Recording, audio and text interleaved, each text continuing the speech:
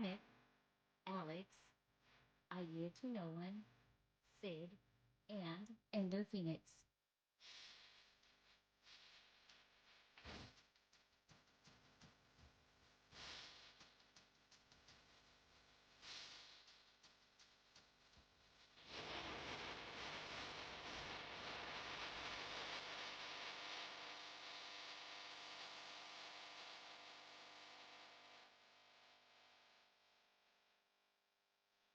Hello, everybody, and welcome to Show Viewers. This is episode 635. I'm your host, Tricky Rick. Alongside with me, the man, the myth, the legend. It's Alex. Woo! Spirit Halloween's back, y'all. Yeah, he's going to need Halloween because he's in the doghouse. But more on that later. He brings the awesome. It's I Yield to No One. It was a long week and an even shorter weekend. He's the man who cares nothing about trophies but has a fire burning in his ass. It's Matt. Wow. Yeah, where'd that come from? You know, you better get that taken care of. Jalapeno sliders at White Castle? Is that what this is about? Wow. Jack cheese on the All right. To be fair, I tried to make a new intro on the fly and combined his love for fire, and that did come out wrong, so that's on me. Sorry, Matt. Wow. Really, we couldn't tell it was a crash and burn. Had no idea. What happens when Tricky wings it? He flies too close to the sun. All right, for the record, Matt does not have a fire in his ass. Oh, Matt, I was worried there for a second. You know, I really think I'm just going to take a back seat this week and enjoy the show. Cheers. What are you drinking, Matt? Water. Oh. Does that to take care of the fire in your ass?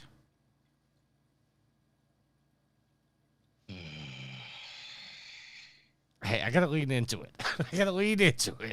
While the rest of us lean back. Lean back. How you gentlemen doing? Yield, you said a long week, short weekend. Just too much to do this week? Busy week? It was just one of those weeks where I didn't want to be at work on Monday, and I still had 4 days to go, and every day didn't get better. So, and now it's Sunday, and I have to go back and do it all over again. So, yeah. Okay. But in 9 days, I get a 5-day weekend. So. All right. Alex, who's looking at his phone. Yep. How are you, sir? Doing all right. My sleep schedule on the weekend is always kind of messed up, jacked up, because I work on Friday nights. But you know what? I make it through. I'm full of pizza. That's gonna help me sleep good tonight. Cheeseburger pizza, to be exact, with pickles. Ooh. You know what? I'd be willing to try it.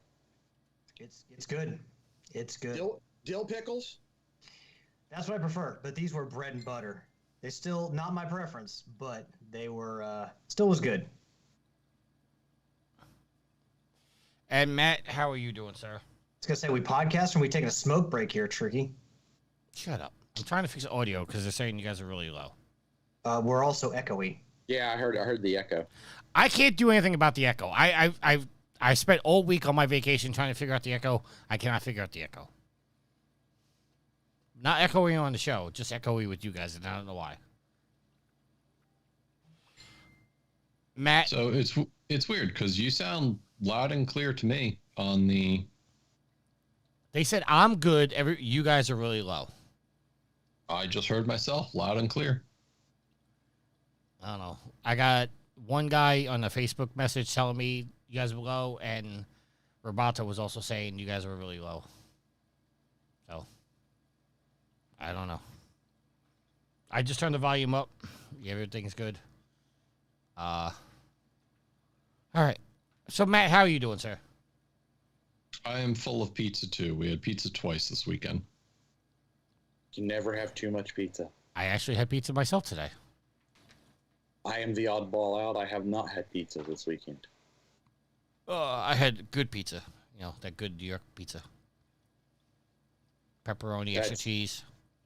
That's debatable. Oh, there's no debate. New York pizza is Yeah, the best I pizza. don't in the world. know why. I don't know why when people say just that they enjoy pizza, their regional pizza, why you have to come in and be like, well, our pizza's better.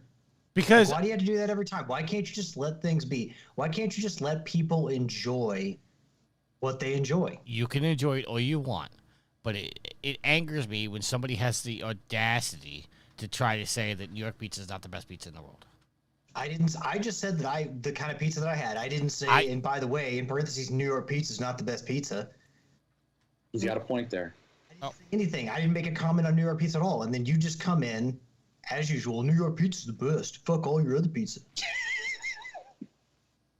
I'm just You can enjoy your pizza all you want. Why do you have to shit on everybody else's? I don't shit on your pizza. You absolutely do. I talk shit about your pizza. I actually don't take a shit on your pizza. We didn't say you should take a shit. We just said you shit on people's pizza. Take that how you will.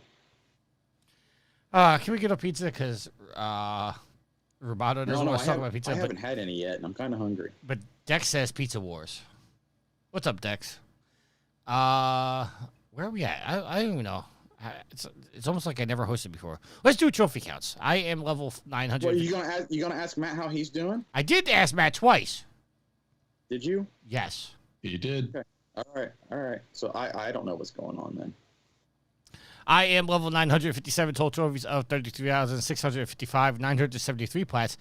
I made a boo-boo and said that I was going to have a plat this week, and then, but that's because of my own error on what I thought I was doing in the game. Alex, your trophy, sir. Wait, did you not understand how to get one of the trophies in the First Descendant? Yeah, remember how I told you the trophy that I had to grind out for? Yeah, and you were almost there. Yeah, I was apparently grinding for the wrong item. Ooh. So how much time did you waste doing that? Well, overall, I wasted 80 hours.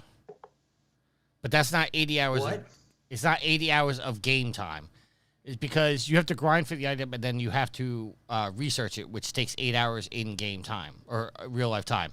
So once you start the research, you just turn off the game, come back in 8 hours, and it's done. So overall, it was 80 hours of researching. But You could get a platinum trophy in Horizon Forbidden West in that time. But actual game time, probably like 2 or 3 hours. Well, now you know, and knowing is half the battle. Yes. Alex, your trophy, sir. All right. I am level 507, total trophy count of 9,994, and a platinum count of 175 and 174 games. Yield. Newly minted 515 with a trophy count of 10396. And newly minted platinum count of 193. Yeah, we'll get into that in a second. Matt, any change in your trophy, sir? Nope. What's your newest achievement, sir? In a free-to-play game called Dungeonborn, I looted 50 times, so I got a looting achievement. All right. And Yield over here was playing Thief Simulator, and I thought for sure that he was the thief of the group, and Matt's over here looting 50 chests. See, Well done, Matt. slowly but surely, I'm recruiting every member. Hey, Matt, Yeah. how's that Dave the Diver going? I didn't play this week. Well, you know what? there was an update, though. That's okay. Yeah, I know, because I opened the game. I was like, oh, wait a minute. Did they open up the rest of the ponds and the fish farm? Did they open up more? Is there a new DLC? Nope, there's not. There's just bug fixes and whatnot. Oh. All right. So, Matt, what is your actual trophy count? So I'm at level 220 with 1,311 trophies. You think I'd memorize that number by now? Well, I didn't check it this week because I'm like, I don't think Matt's updated it. Sooner or later, you're going to catch me on one of these days where I'm like, I didn't update it, and you're like, I got trophies. Oh, I update my own trophies. Okay. Well then, there we go. And Sid is level 99, total trophies of 241 with 4 platinums. I kind of feel bad. I believe that's 3. That's 3 from last week, right? I believe so. Did he get 3 platinums this week? He had 1 believe last so. week, right? He platinum one of the Arkham games, and I am actually looking it up right now. Yeah, but we don't have to talk about him. Oh, so they're not. Wait, did he not? He kind of gave reasons for why he started over, but is he going to start spamming again on this account? Wait. Oh, wait. One we do have to talk about. I apologize. He got Hidden Cats in Paris. I've seen that game on sale or on the PlayStation Network, and I showed Ashley, and it's like, yeah, it's basically, one of those pictures finds so many of this in this picture, and just a video game version of that. Well, apparently Sid likes those games because he also got Hidden Cats in Rome. And It's a cheap game. It's a cheap ass game. I'll tell you that much. And then he got a respectable platinum in Drake's Fortune Remastered. You never got the platinum. I've got all the other platinum trophies except for that one. Really? Really? You don't have I mean, Drake's Fortune? I pretty much went, and when the game first came out, I got 100% in the game because I did because they had in-game achievements then, but they weren't like trophies. They didn't tie trophies to them yet because they hadn't come out yet. So I did all that, and I felt like, I had beaten the game as much as I could, and then when they added trophies retroactively, I'm like, I'm not going to go back and do the exact same thing again. I already did this. The whole crushing segment with that underground fight in the flooded room, and just like, I'll move on with my life. I always forget what it's called. It's not Aqua, it's the one where the enemies keep flooding in from above, and they Yes. Yeah. Yes. I mean, I got past it. I beat it, obviously, because I beat it on Crushing, but I just never got the trophies for it because the trophies weren't around then. And I just never felt like going back and doing all this stuff again. Wow. I just looked at Sid's trophies, and apparently there's a red flag saying report these trophies as illegitimate. Is this on PSN Profiles? Yeah. I've never seen this before. PSN Profiles, they're awful judgy. I'll tell you that much. Yeah. Sharing my screen with you guys. I've never seen that before, where you can report somebody's trophies as illegitimate. Who's going to take the fucking time to do that? I don't know. Like, I don't care. If someone is out there cheesing their way to 1 million trophies, I don't give a shit. I'm not going to report you for that crap. Except for maybe Tricky. Well, people have reported 2 of my platinums is. Yeah, I know. We know. It wasn't me. Dex says PSN Profiles will Wait, no, we know it was JT, because JT's the one that came out on the show and admitted it was him. Right? I think he was joking about that. I don't think he actually did it. No, I think JT's just a fun-loving guy, and when he had talked about it, he was laughing, but I don't think he was joking about that. I think it was.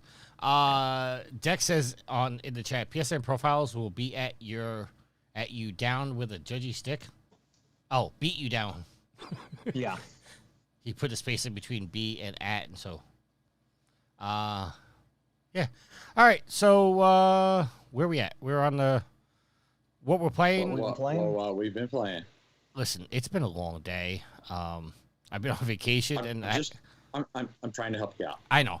I was on vacation, and because I was a bad boy at work and gotten suspended a couple times, I had to give them back a vacation day. So I had to go to work last night, which threw my pattern off because I was working. You got suspended, but you had to go to work.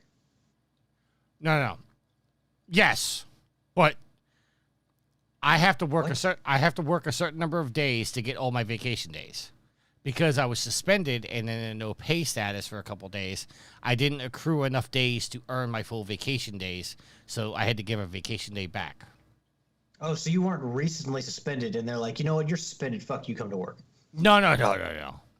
The way in proximity when you said those two things, it made it seem like they were somehow together. No, because of the days I was suspended at work, I didn't occur enough time to earn enough vacation days, so I had to give them a day back. So I had to go to work last night. But I worked a different shift that I was normally working, so like my body's throwing off. So anyway, I'm gonna step away, get something to drink, and Alex, you're gonna tell us what you've been playing. Well, shit, what have I been playing? Let's see, played a little bit of Helldivers this past week.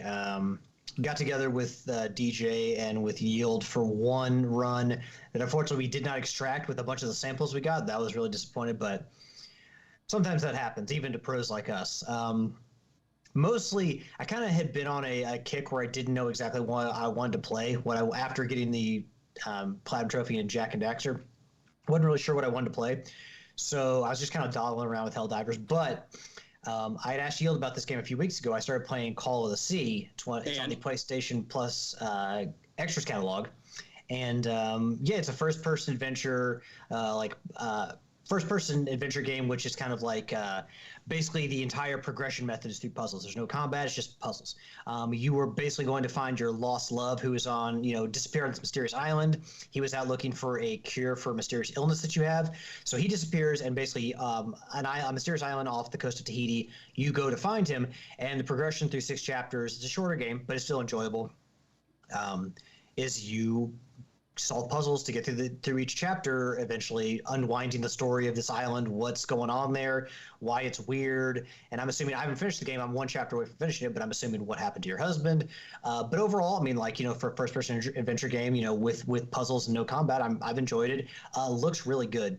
Set in the 1930s, so it's got that kind of aesthetic to it, but just really well, beautifully animated, and beautiful art style. So that's kind of what drew me to me in the first place, is just because they didn't have a trailer for it on PSN. It was only screenshots, so I saw the screenshots. I'm like, oh wow, that looks really good, especially like the underwater stuff.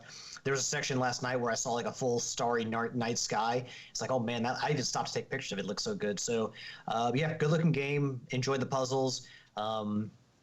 A good mix of easy and complicated puzzles to kind of trip you up a little bit, but yeah, I've enjoyed it. So that's Call of the Sea. For anyone who's interested in a shorter, more laid-back game that you can kind of go at your own pace at. Yeah, but that's about it. Yield. Okay, so I've been farting around with a little bit of World of Warship Legends, a little Monster Hunter World. I too have been diving into Helldivers. I did it with some DJ. Played some with DJ and Alex. Did some Friday night with Homer, Riley, and DJ as well. Finished up the Freedom's Flame War Bond. So I'm good there. Have I played anything else other than my normal stuff? Finished out Johnny Trigger. Got the platinum in that, so that was my newest platinum. And I've been playing a lot of Flat Out 4 Total Insanity, working my way through that. Is Johnny's Trigger the game I was playing where... I was playing some kind of sniper game. Is it a sniper game? Then I'm going to say no. Maybe. Then I'm going to say no, because my game was 100% of a sniper game. Okay, no, then this is not it. Matt, what have you been playing, sir? So did a couple different things this week. First and foremost was a little Dark and Darker, as well as Dungeon Board. 2 very similar games, free to play, dungeon crawling with your friends. Did a run in Hades 2, as well as a couple runs in Helldivers. Unlike Yield, I am about 60 medals short of completing Freedom's Flame, but I am also 3 super samples short of getting my enhanced combustion stratagem on the ship, which buffs all fire stuff by 25%. So, you'll like that. Be aware. Be aware. Oh, jeez. Give Matt more flames. Yep. Well, hey, if you have the Freedom's Flame, you can just put on your flame armor. Don't we all have to put our flame armor on to protect ourselves? I'm wearing mine. Oh, believe me, if we stream some Helldivers, I am wearing my flame armor. There's no ifs, ands, or buts about that. And it does help. Matt's going to be coming with the flamethrower, the cookout, the scorcher, napalm. Dude, the new shotgun. The cookout's awesome. I'm so afraid Arrowhead's going to nerf that to fucking they're going to nerf it. I absolutely love how it knocks like the brood commanders back. Dude, the bile spewers just stops them dead in their tracks. Like they're going to try to spew on us, and I just stagger it 5 times over until it's dead. Spew. And Yeah, spew. If you're gonna and spew, spew in this. Finally, a game that I am technically not allowed to talk about or share my thoughts on, at least until Valve says it's okay. Does that consist of the article that we're gonna be talking about? Yup. Have you been enjoying it? No. Oh, He's legally not allowed to tell you who he has been. Well, I didn't say what game he was playing, what type of game it was. I was just asking if he was enjoying himself. See, totally different. And I have been playing the First Descendant, obviously playing some Division 2. And I went back and started Uncharted 4. I don't know why. Don't you need the platinum trophy? Probably in that? because you don't have the platinum trophy in Well, it. I do have I do have to get the platinum trophy in it, but I have to get the platinum in all of them because I had the platinum in 1 and 2 on the PS3, but I never got any of the platinums in the remastered versions. So you're not gonna like going for those why not? speed runs. Well, I think that's why I stopped playing 4 is because I had to do that one section without being seen in a certain amount of time, and I got frustrated. But I was bored at work one night and started playing that. So, and I think that's it. I think that's all I've really been played. Yeah, that's all I've really been playing. All right, so let's get into our topics. Our first topic is coming from the PlayStation blog and written by Adam Michelle. Matt put this agenda together again. Nope. What? Nope. Did Yield put it together? Because I didn't put it together. Nope. I was too busy watching Ghostbusters Frozen Empire last night. How was that? That's on Netflix now. It is on Netflix. That's why we watched it.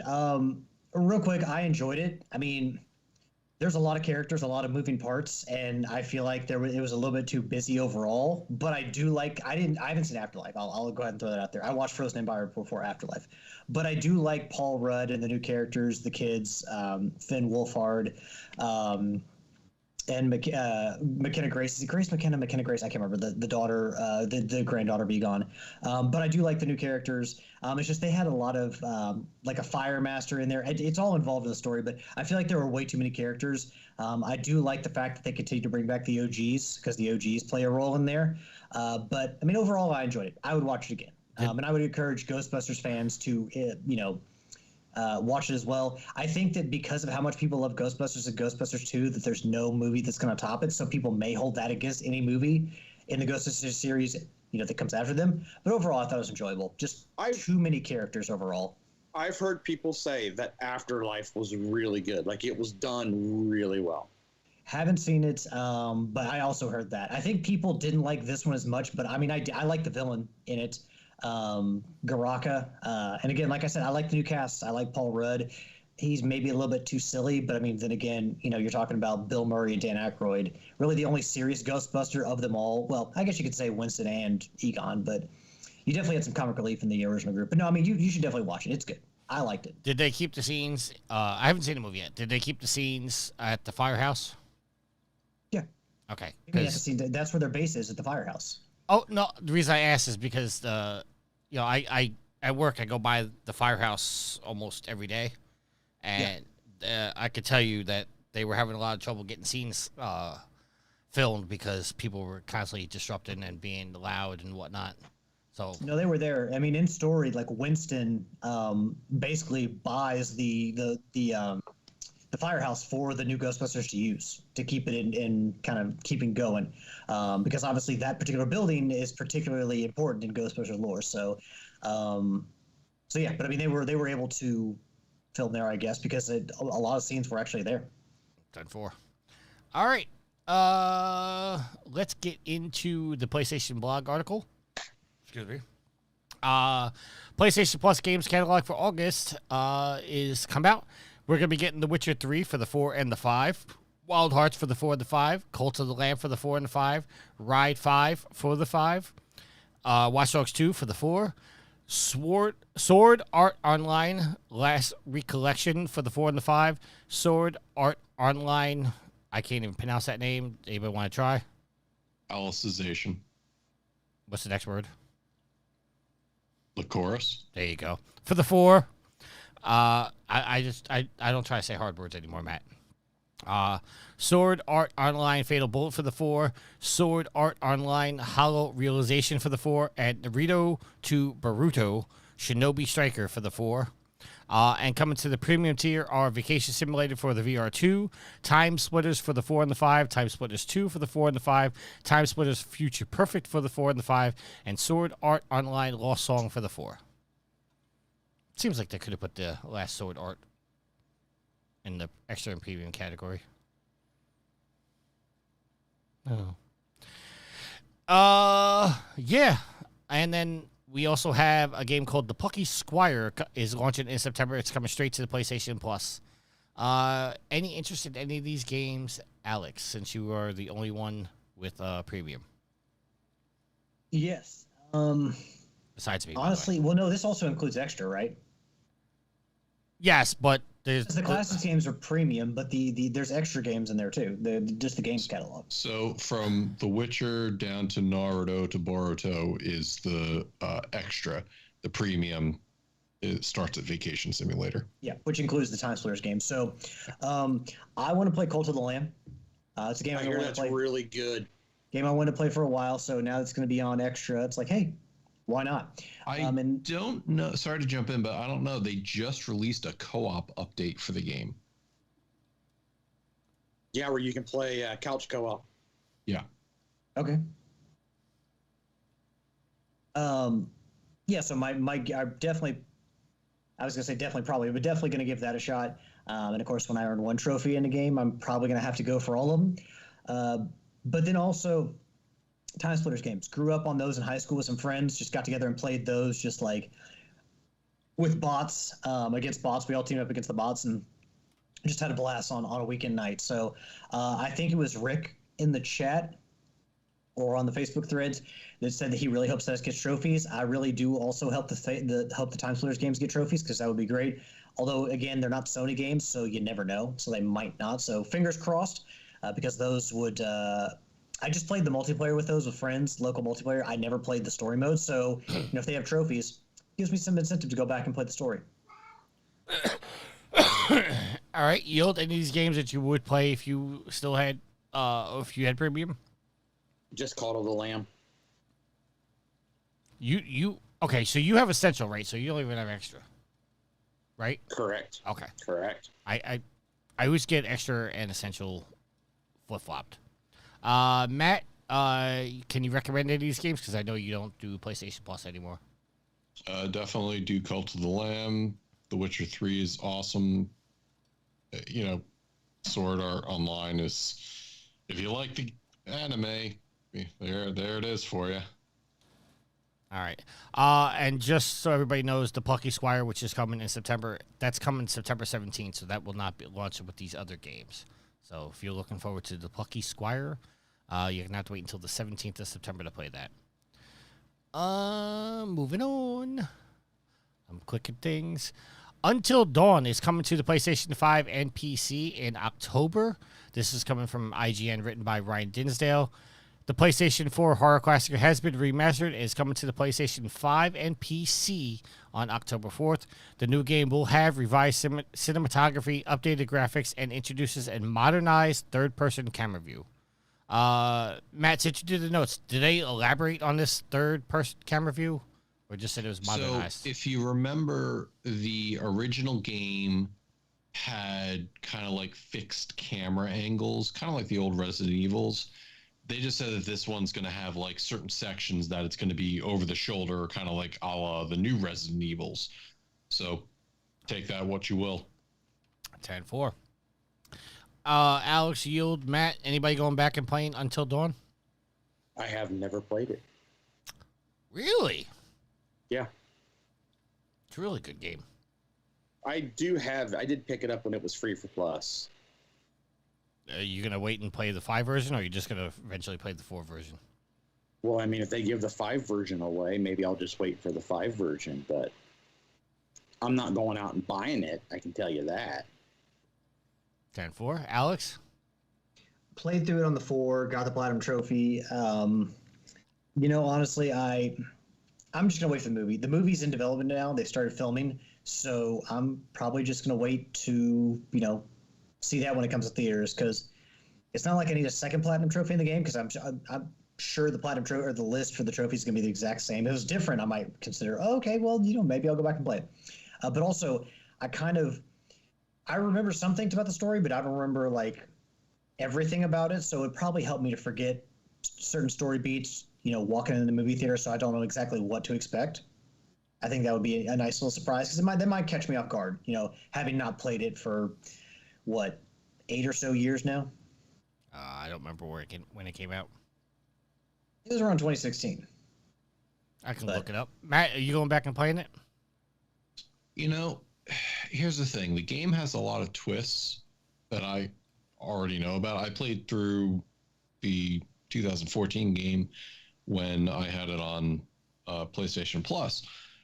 But this is the type of game that you can play through and get kind of different endings. So I may, and, you know, I think perfectly to get something on my Steam Deck to play on the go.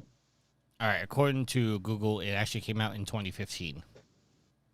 Well, maybe I have a time machine that you don't know about. Well, no, I'm saying you said 14. Alex said 16. It's actually 15. Yeah, no, I mean, I think that probably I played it in 2016 probably, but it came out before then, because I remember Shuhei Yoshida was going off about how good of an exclusive it was, and then after that I played it, so it had probably been out for a bit before I played it. All right. I had something smart to say, but I forgot what it was now. I don't remember. Oh, that's what it was. I really, really, really hope that they fix the problem of announcing the jump scares ahead of time. Do you guys remember this problem? Because I talked about it on the show before. I don't remember. Okay, Until Dawn had this feature, which I thought was a really cool feature, that if you had a PlayStation camera attached to your PlayStation, before a jump scare would happen, your PlayStation camera would turn on and record a video of your reaction to the jump scare. The problem with that was that the PlayStation camera had a red light on it. So when it activated your camera, you saw the red light come on, so you knew there was a jump scare coming up. I know it sounds like a small problem, but it kind of telegraphed that they were about to throw a jump scare at you. No, I mean, I honestly, with BioShock 2, I kind of had some of the same problem, where in the game they would announce the arrival of the Big Sisters because they would basically let off a siren and alarm, and so you knew when the Big Sisters were coming, and it's kind of like, oh, that kind of kills some of the mood. But I mean, I get that they were trying to get at least with the Until Dawn situation, they were trying to get your reaction on the camera or something like that. So makes sense, but also I understand your point that it kills the mood, because it is a horror game, and you want to be shocked when something's coming up. You don't want to be waiting for it. I guess it wouldn't have been so obvious if I was playing like in a lit room, but you're playing a horror game. You kind of want to like play in the dark because that adds to the atmosphere. And then just seeing a big red light come on, it's like, well, I guess I'm about to be scared. So the big thing I had with the game, and I wonder how they're going to do it on PC, was a lot of the game had dual shock features built in, either holding the controller still or swiping in a certain direction when you had to do something. So I don't know what they're going to do on the PC, or if any of that's going to make it through. All I'm going to say is I'm really pissed off because there was one section that I had to keep my controller still or else somebody died. Yeah. And I swear I kept it still, and it told me I didn't, so that character died. Most people just put the controller down. Well, I'm not a filthy cheater. Alice, did you put your controller down or did you hold it still? I can't remember. I mean, someone definitely died on my first run. So, I mean, I went back and did the perfect run because obviously you need it for a trophy, but I mean, someone definitely died. I don't remember if I put it down or not, but I just love the contempt and disgust in Matt's face when he said that, when he's looked at you he was so horrified that you would even suggest that he do that. I make that akin to like programming Mortal Kombat moves into a programmable controller. You know what's funny about that, Matt, is the guy who suggested you put down your controller is the exact person who did that. Oh, really? I didn't recall that. The son of a bitch is one and the same. Don't hate the player, hate the game. V has entered the chat. Also want to give a shout out to Dos Andrews, who's in the chat, who hasn't said anything yet. I guess Dos Andrews just wants to lurk. But we appreciate you tuning in and giving us a view. Next article we have. Anybody that was worried about Tango Gameworks, I got good news for you. Coming from IGN, written by Adam Bankhurst, Hi-Fi Rush IP and Tango Gameworks acquired by Krafton from Xbox. Studio will no longer be shut down. PUBG publisher Krafton has acquired Tango Gameworks, makers of the recently successful Hi-Fi Rush. You'll remember Xbox announced the studio's closure back in May of 2024. However, Krafton has swooped in to save the studio. Quote, Krafton intends to support Tango Gameworks team to continue its commitment to innovation and delivering fresh and exciting experiences for fans. There will be no impact on the existing game catalog of The Evil Within, The Evil Within 2, Ghostwire Tokyo, and the original Hi-Fi Rush game, end quote. So now that Krafton owns this, are they in charge of Hi-Fi Rush? Because I would assume that Microsoft probably keeps those IPs. I don't know what the exact publishing deal was with who owned what, honestly. But I mean, obviously, if Tango Gameworks own those IPs, they go with them to Krafton. But from what I had seen, they were starting work on Hi-Fi Rush 2. So Microsoft, I don't know if they were acquired from Microsoft. Well, I don't know if they were making Hi-Fi Rush 2. I think they were making updates, and then they announced that the updates were not coming. They also said the same thing for Redfall, which is Redfall Tango Gameworks? That was not Tango Gameworks. No, that was Redfall Bethesda. That was Arcane. Arcane, yeah. According to a quick Google search, the studio was revived under ownership of Krafton in August 2024, which also acquired the rights to the Hi-Fi Rush license from Microsoft. There you go. So now they can. There's that. There can be updates to Hi-Fi Rush now. Which it's a fantastic game, so it definitely deserves better than what Microsoft did with it. Yeah, I'm so glad that big old rich Microsoft couldn't afford to keep the lights on at Tango Gameworks, but Krafton comes in here and they're like, yeah, we can make it work. Well, they got that PUBG money. Is PUBG still as popular as it used to be? I don't think so. What's your thoughts on all this? At least the people didn't lose their jobs. All right. Dex says massive in Steam, he believes. PUBG is still massive in Steam. Oh, I do. Oh, hold on. I do want to say that from Games Radar, there's a headline: "We're back, baby! Hi-Fi Rush and Tango Gameworks have been resurrected by PUBG publisher Krafton, with 50 transfer developers now working on Hi-Fi Rush 2." So, it's a go. Oh, I stand corrected then. All right, moving on to everybody's game, the game everybody's looking forward to, Concord.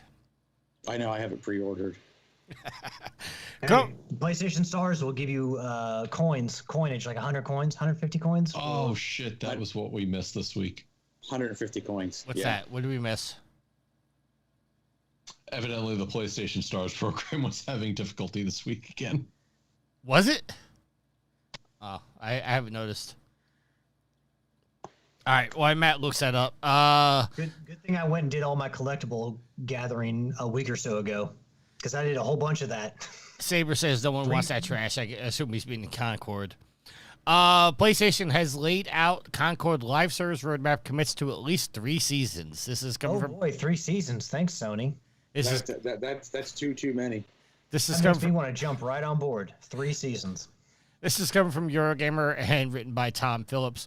Next week, Concord is set to launch, and upon release, you'll find the game contains 6 modes, 12 maps, and 16 different characters. The team at Firewalk intends to expand this to at least 3 seasons, starting the first in October. Of course, season 1 will introduce their in-game store, where you'll be able to spend real-world money to customize your favorite characters' visuals.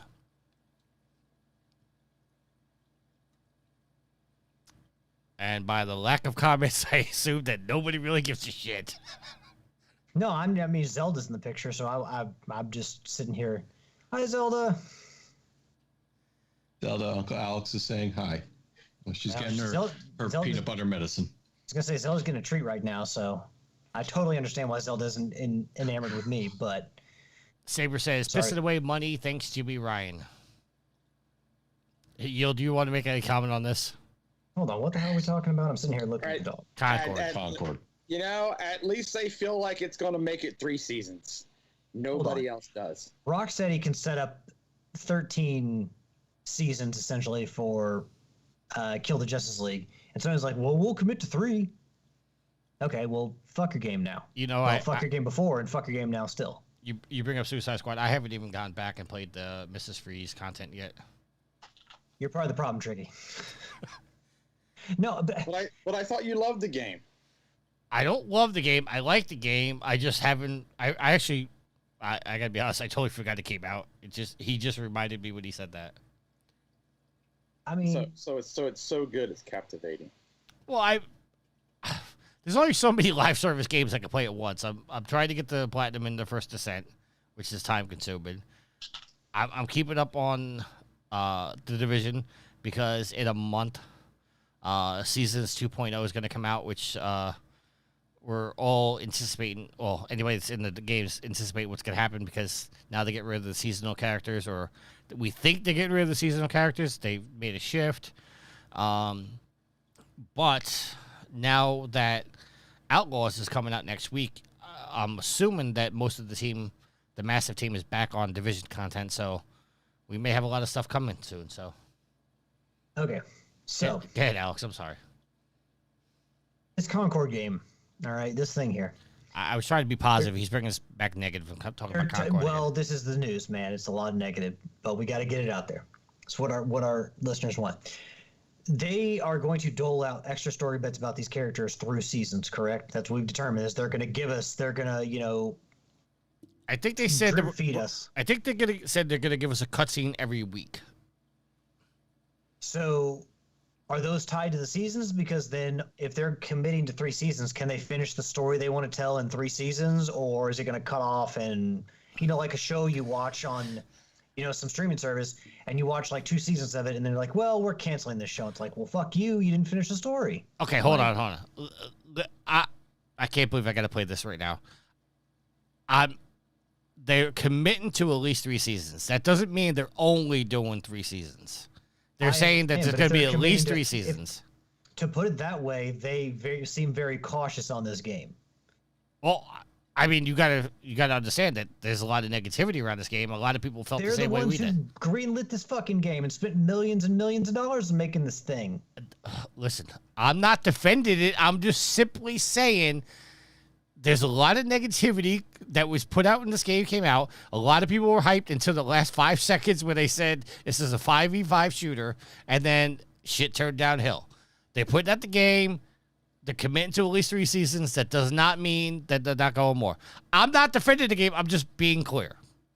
Yeah, but that to me tells me they're hedging their bets, where they can see this game's not going to be popular to say, well, we'll give you 3 seasons, and then who knows? It's damage control, because they're saying anybody that wants to spend $40 on this game, I think it's 40, right? 40 yes. or 50? 40. They're saying anybody that spends their $40, we're committing to at least giving you 3 seasons worth of content. But then they're asking you they're like, hey, you can spend money to customize your characters for 3 seasons. Like, I don't know. This seems like it seems like Sony has seen the backlash, and we know they have.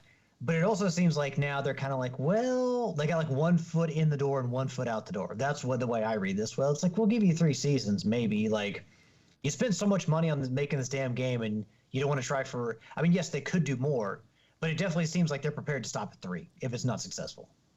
Dex says he's going to give Concord a go when it goes free to play.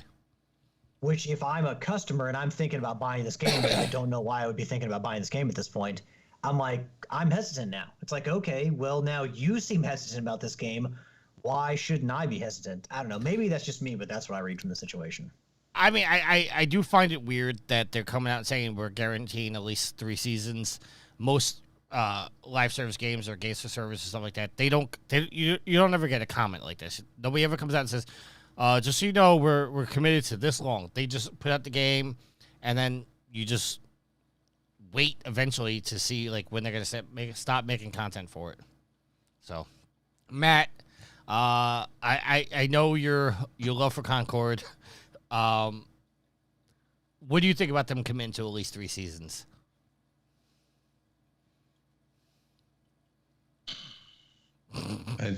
The size says enough. It's such a fucking waste. I'm sorry. Like, that's as much of a waste as Rocksteady going, we're going to do 13 seasons. Fuck off. You're not doing whatever you say you're doing.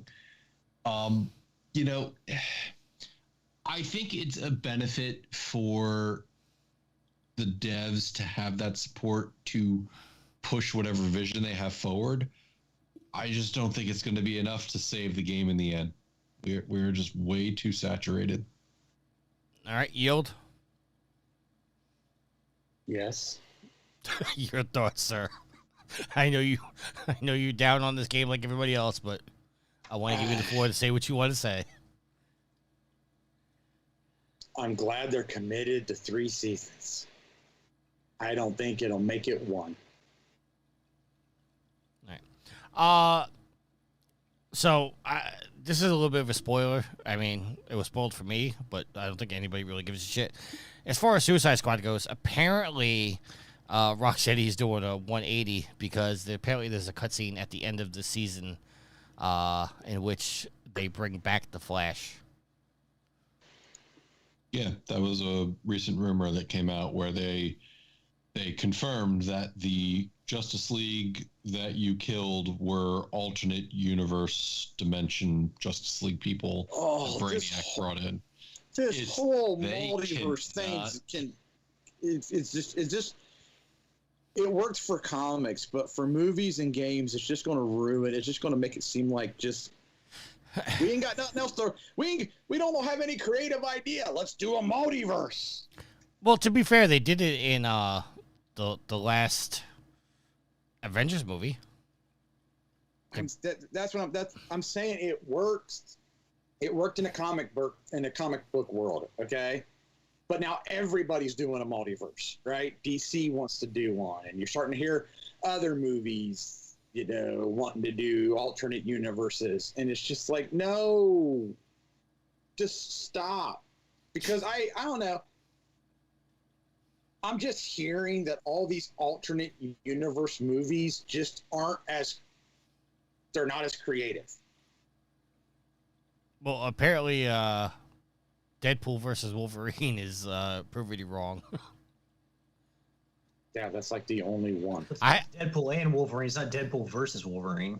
Whatever. Yeah, there was a lot of Deadpool versus Wolverine. I haven't seen the movie yet, but it's pissing me off. I've seen enough on Facebook. I might as well have. Yeah, I was gonna say, like, everybody's spoiling the shit out of it. Like, I know at least 4 cameos right now.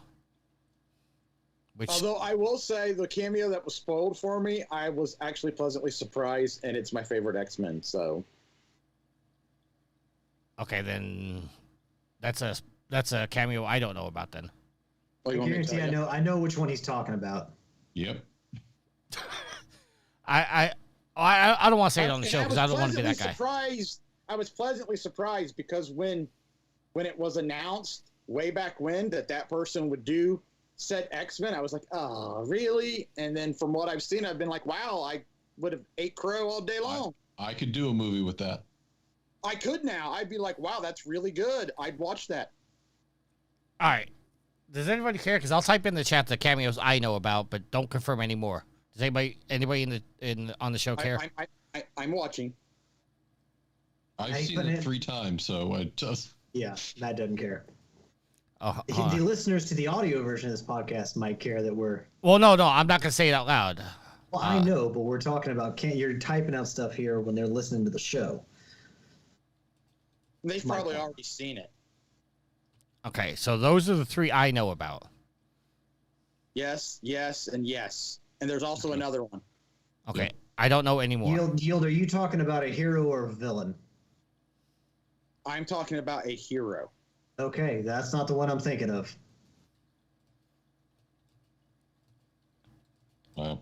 Thrilling audio. That's what I just said. Okay, so that's what I know about. Everybody knows that. His kids are all in the movie. See, why you guys spoil it for me, Yield? You're not gonna know unless you watch the credits. Surprise! All right, moving on. I don't even know. Blame Facebook. Blame me. All right. So I'm gonna throw this topic to Matt. I'm gonna introduce it, and I'm gonna let Matt go with it because he probably knows more about the stuff than I do. Because he's more the PC gamer out of all of us. Coming from PC Gamer, written by Taylor Wilde. Wasn't he an IGN guy? Yeah, I recognize the name because I've been hearing it on the show for the past 17 years and in my freaking nightmares when we're not recording. No. Apparently, IGN bought PC Gamer. Okay, that's a joke that fell flat. Many of Epic's exclusivity deals were not... Who knows? They might have, or who knows? Maybe good old Taylor just went and got a new job. Whoa. Yeah, Salvation's not a joke, Tricky. No. I had to make an edit because that, for some reason, that was posted from an earlier article. Just read. Okay, Yeah, it threw me off for a second. It's like half the notes just went away. Epic announces more than 580 million free games were claimed on their online storefront last year. This was not a cheap effort, but Epic CEO Tim Sweeney recently announced that his effort, not the Epic Store exclusives, has been what's driving users to the store. I don't know if I got through the whole article, the whole title, but he says many of Epic's exclusivity deals were not good investments, but the free games program has been just magical. Ooh, I had a burp in the middle of that. All right, Matt, I'm going to throw this to you. We've had conversations on the show before about the Steam versus Epic versus, I guess, what was the Origin Store? Yep. Is that still a thing? Technically, it's the EA app now because that rolls off the fucking tongue. I think you were one of the components of saying that the Epic Store just was not a good idea. So I'm going to throw this your way. And I think that's what everyone has said, is the Epic Store has not been a good idea. Well, I know that a lot of people in the PC world were not happy that some games were exclusive to the Epic Store, that they had to buy their games off the Epic Store and they couldn't just buy it on Steam. Shit, so. Get JT on the phone. He'll give you a real rockin' opinion about this. All right, so Matt, the floor is yours. Talk to us about this. I mean, here's the thing. On PC, Valve is king, and despite our topic of the week and some thoughts I have there, Epic has bought its way into the market through exclusivity and free games. Now, other than the one time I went to help out Alex, which I got a refund for, I have not spent a dime in the Epic Game Store. Do I truly care about multiple launchers? No. I care about a company that's trying to use its Fortnite money to pull market share away as opposed to do something that provides value to its users. There's nothing that Epic has instituted that Valve hasn't already done. And it really annoyed me that they went out and got exclusivity deals because in the gaming world, like we were just talking about the Deadpool and Wolverine movie, spoilers can be a problem. And if I'm not willing to spend money in the Epic Game Store for a game that could get spoiled for me, that's a thing I need to deal with as a gamer. And what Tim Sweeney here is saying is that, and the article goes more into it, is that the money that they've put out for exclusivity deals, they haven't necessarily earned their return on investment. It hasn't netted them what they've wanted, which is a lot of users. And, he does say that some of them did pan out well, but most of them have just not gone as good investments. But the free games program, which is every week they give you a free game, which I guarantee I'm logging in every week to claim my game. And that's what drives users. And during the holidays, usually around Christmas time, for about 2 weeks, they run a free game every day. And there have been some bangers in there. There have been some good games that they've released. I mean, hell, I remember when Death Stranding went on a free game program, it crashed the Epic Game Store. Same thing with GTA 5. It's the problem is that Epic and Tim Sweeney are trying to buy their way into a market share as opposed to giving value to the users. And that's our big problem. So that's basically what I've got as far as this whole issue. All right. Yield, I'll go to you next. Free games are always going to attract people because, I mean, if you throw out enough free games, you're going to hit the wheelhouse of someone. Or even if it's mildly interesting, you know, people are going to play it. So I don't feel bad of you trying to come out and say that, oh, we were giving away all these free games and we didn't make any money. Duh. All right, Alex. I think Epic's real big problem is that they basically, and you know, you don't really see a ton of people trying to get in the games industry anymore with a platform because it doesn't really work out. If you think about it, Microsoft was really one of the last companies to be able to do it. I mean, you know, you can look at the Steam Deck, but Valve has already been entrenched in the games. They've been a name in the games industry for a long, long time. They've had their own store, their own launcher, so I don't count them. But, you know, I mean, it's hard to get in the games business. And especially when you have someone like Valve and Steam that are entrenched and people have a massive library of games at this point, and it's just so easy to play games on there and just, you know, it's the storefront. Having to come in and try to take away market share is damn near impossible when you're going up against Goliath. And you have their Steam summer sales, their winter sales, their holiday sales, whatever.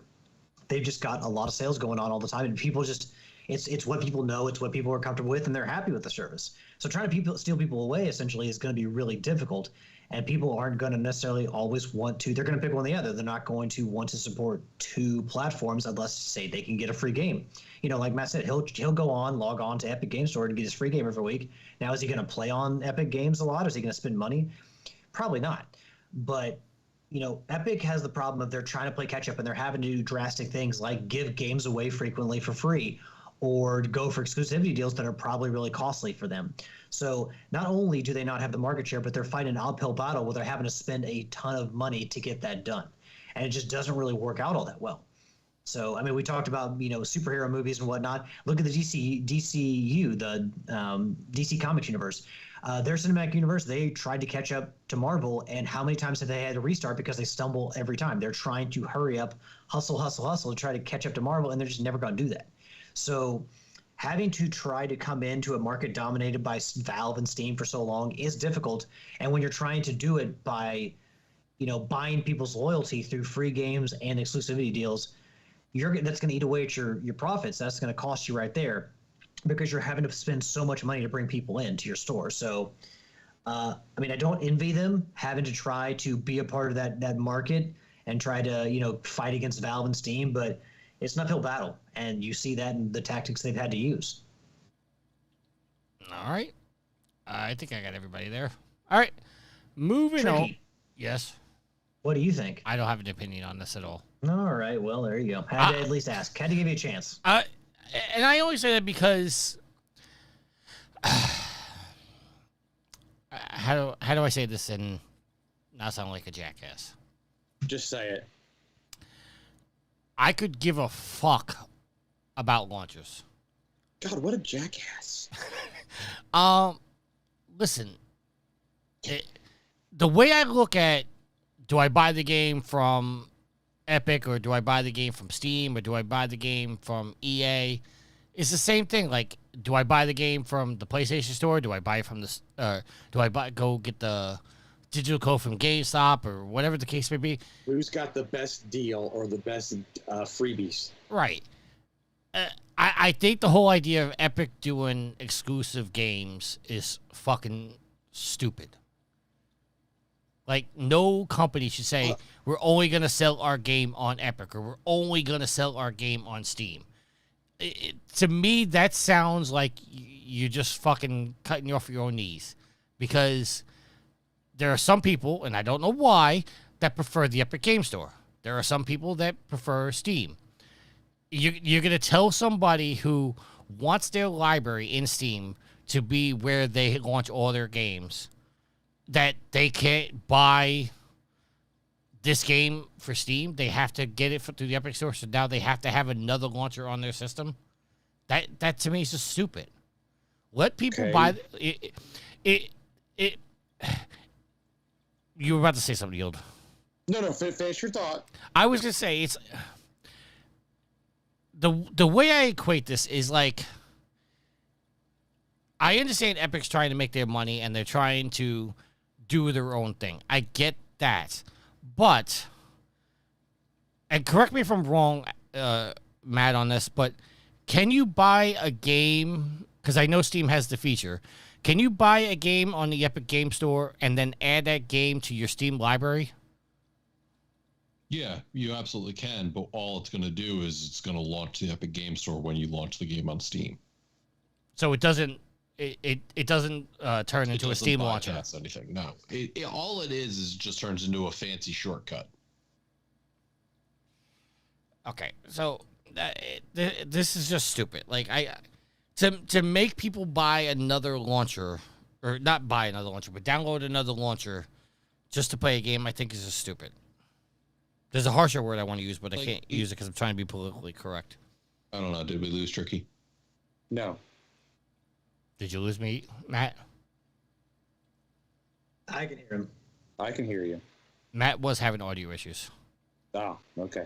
So, yeah, I just think it's stupid. Like to make somebody have another launcher just for the sake of we want you to buy this game on this platform or on this launcher. I think it's just stupid. Well, I mean, also, I'm sure plenty of people are tired of having their credit card across the stars and on this website as part of this website to pay for this thing, to pay for that thing. I don't know.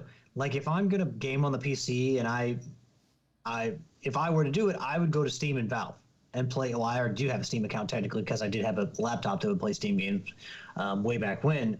But I'm not gonna want to, spread my credit card across two different platforms. I just don't want to do it.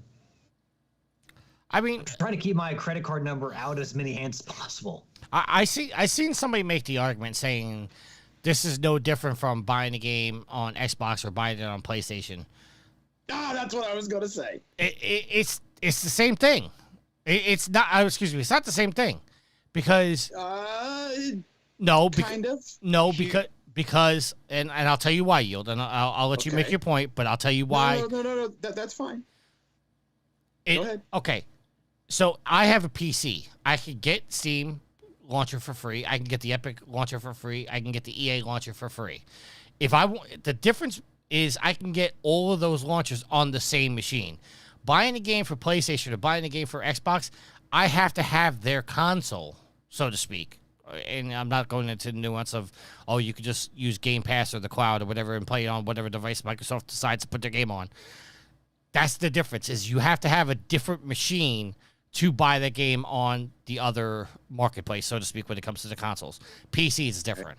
PC, all the games are on the same PC. All the games are on in the same hard drive, so to speak. There's a major difference between buying a game on the PlayStation Store and buying Xbox, or buying it on Steam or buying it on Epic. But it's the same philosophy, but there is a big difference in the two. Here's my issue with it. I'm tired of having to remember a billion different credentials just because Rockstar decides that they want to put a launcher out for their 2 games that they have. I'm tired of having to remember credentials because, Ubisoft is like, well, we want our games separate and our own Plus service, especially if I don't play your game too often. I'm always signed into Steam because I'm always going to play a game on the Steam platform. I just went in to sign into Epic Game Store, and it's like, hey, we haven't seen you for a while, so they logged you out, and I have to remember my password. It's when it's the consoles, you have 3 consoles. I can't remember the last time Nintendo asked me to sign in. Xbox I haven't turned on in forever. PlayStation I'm always logged in. So it's publishers get all uppity about wanting you to keep you in their walled garden. So because you suddenly come out with a service, they're like, "Yep, we want you to be on ours." So now you have to sign an R thing. It's an annoyance. Agreed. All right, Yo, do you have any other comments? Because I kind of cut you off a couple times. No. I was just going to say you do realize that you're talking about exclusivity, and that's what I was going to bring up to you. It's kind of no different than, well, you have to play this game on Xbox, you have to play this game on PlayStation. I view it differently. I mean, I get your point. Don't get me wrong, but I view it differently just because of the fact that you have to have a different console to buy it on the other marketplace. I'm not saying that you're wrong. I'm just saying that they are extremely similar. But I agree with what you're saying. Alex, you have a final point you want to make on this before we move on? No, I think it also, I mean, Matt talked about how he don't have to remember so many credentials. Like I said, I don't want to have to put my credit card into so many different websites and so many different, I don't want so many people to have their hands on my credit card information. So less is more in that case. So. That's why I use my Google Wallet. It produces one credit card number, and they don't have my actual credit card numbers. Well, Tricky, you're just ahead of the times. All right, so quick thing before we move on to listen to questions. The Epic Game Store has officially launched on mobile devices. If you guys remember, Epic and Apple were going back and forth about the 30% cut that Apple wanted. Epic wound up taking all their games off of the Apple Store. But the game is officially launched on mobile devices. Although Epic, they did a little fuckery, which I have to kind of applaud a little bit. Currently, the app is available worldwide on Android only, while Apple users will have to be in Europe to officially download the app. So, how is that Epic doing a little fuckery?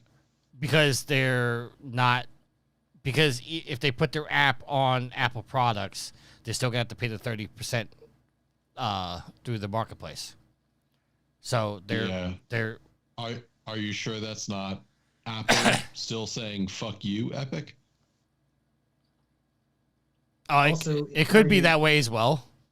Are you sure that's not incredibly fucking stupid? Because then you get no sales from the U.S. market. Would you not stand? Would you not stand to make more money by selling things, even with a 30% cut in the U.S. market, than not selling anything at all?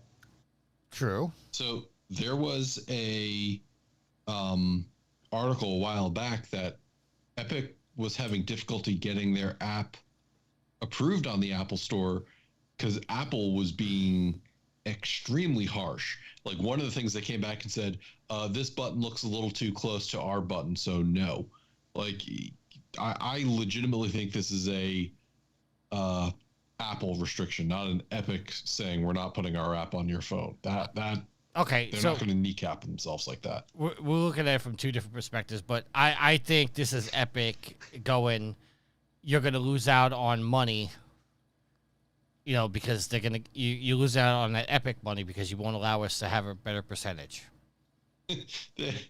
What? I'm sure Apple's going, all right. Ooh. What, they're going to lose out on Fortnite money? Fortnite, Rocket League. All that money. Are people 2 games. Are people playing Rocket League on mobile? Yeah, they actually have a Rocket League mobile game. Can somebody put in a GIF of Woody Harrelson wiping his tears away with money from Zombieland and make that into Apple? Because that's, I guarantee, what they're doing right now. Listen, I know you're making a joke, and I totally support that, but it's like, it's a game of who's got the bigger e-dick at this point. Yeah, and Apple is going to make their money regardless, but they are losing out on a good chunk of money from not making it off the app or the Epic sales. You could say the exact same thing. I guarantee Epic's losing out on more money because, again, they're not selling to one of the biggest markets in the world. All because if by chance Tricky's view of it is correct, they're just being dicks and think they're funny Like, oh, we're not going to put it on Apple in the U.S. market. Well, think about how much money you're missing. They're making $0 off the U.S. market right now. When even if they had to give a 30% cut to Apple, they would still be making infinitely more money. Oh, So it's stupid. It's really stupid. That was the whole lawsuit last year. I get it. I tend to think Matt is correct on this because if you sued me, if I'm Apple and you sued me, I'm not going to play nice. I'm going to be like, fuck you. I'm going to make it as hard as I can to let you on our platform. Can we at least agree that 30% is a fucking outrageous percentage? I mean, didn't we figure that they were the only ones charging that? I can't remember. It seems like a lot, but at the same time, Epic's the only one that's, I mean, I don't know. Valve has a 30% cut, but they also have it tiered, where the more money you make, the less of a cut they take. So, Your thoughts on 30%? Too high, too low? I think it's redonkulous, but What was the PlayStation Network's cut? Because didn't Sony was asking for a lot too to sell games on the PlayStation Network? I don't remember. Okay, well, maybe Epic should have their games hosted on the on Steam. Then, if they don't like the cut that Apple's taken, they can be like, "Hey, Steam, hey Valve, do you want to host our games, and we'll make more money, and then you can take less of a cut." Well, fun fact: why the Proven Gamer app is only on Android and not iTunes is because Apple wants $99 a year for me to put out a free app, where Android says pay us $20 one time and you can stay on there forever. I just don't see the point of locking yourself out of a large market, just because you want to stick it in quotations to another company. All right, passing topic. We're not going to go too much into, but Ubisoft has cut 45 people from its U.S. staff, and I'm only bringing this up because this is related to Red Storm Entertainment, which you guys know. Or may remember that they were making the Tom Clancy's The Division Heartland, the spinoff for The Division, that was recently just out of the blue cut, and they said that the jobs were going to be, the people were going to be moved on to other projects, but 45 people have been cut from their offices in San Francisco and North Carolina being where Red Storm was. It doesn't say how many people from what studio or what jobs were affected, but people did lose their jobs from Ubisoft. All right, at this time, we throw it over to our listener questions. Time to check my social media, yeah. All right, so we're going to go in reverse order of the questions because that's just the way I want to do it this week. George Smith first started off with a comment. He goes, not a question, but no matter how much y'all talk about unions and whatnot, no one ever wants to hear about the Activision merger again. Or Activision, Amen. Microsoft merger again, ever. So he wanted to make that statement. And now I'm going to skip his actual question because I think I'm going to come back to it, but I think it's going to be a little bit of a talking point, and I think it's unique because of the shirt that I'm wearing today. So Will wants to know, which PS2 games on PlayStation Plus are y'all grabbing to get their trophies?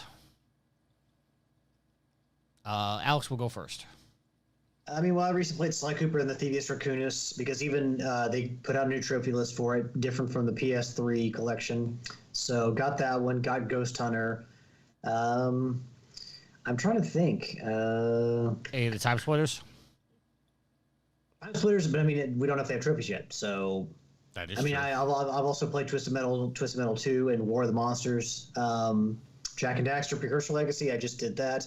I mean, a lot of my gaming the last year has been on PlayStation Plus and the Classics Collection. So, I mean, Medieval was another game that Medieval Resurrection, I think, was the one. Well, it wasn't I think that was a PSP or PS Vita remake. But, I mean, yeah, I've been playing a lot of PS2 Classics. So the more they come out with, and if there's, if they, like I said, if they come out with Twisted Metal Black with a Platinum Trophy, I'm going to have to go for that one. All right. Matt, if you were PlayStation Plus, which ones would you be going to play? I don't know. I haven't kept up with what's on the service. That's like all of them. All of them. And yield. Same question That's gonna as go get Matt. Summoner. He's gonna get the Summoner mean- Platinum. I mean, I would do the Sly Cooper.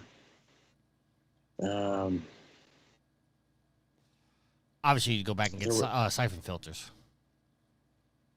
I think I already get those because I had them downloaded before when they were offered for free. Okay. So, but yeah, the siphon filters. I don't know what else. Probably if there was games that I liked, I would play. But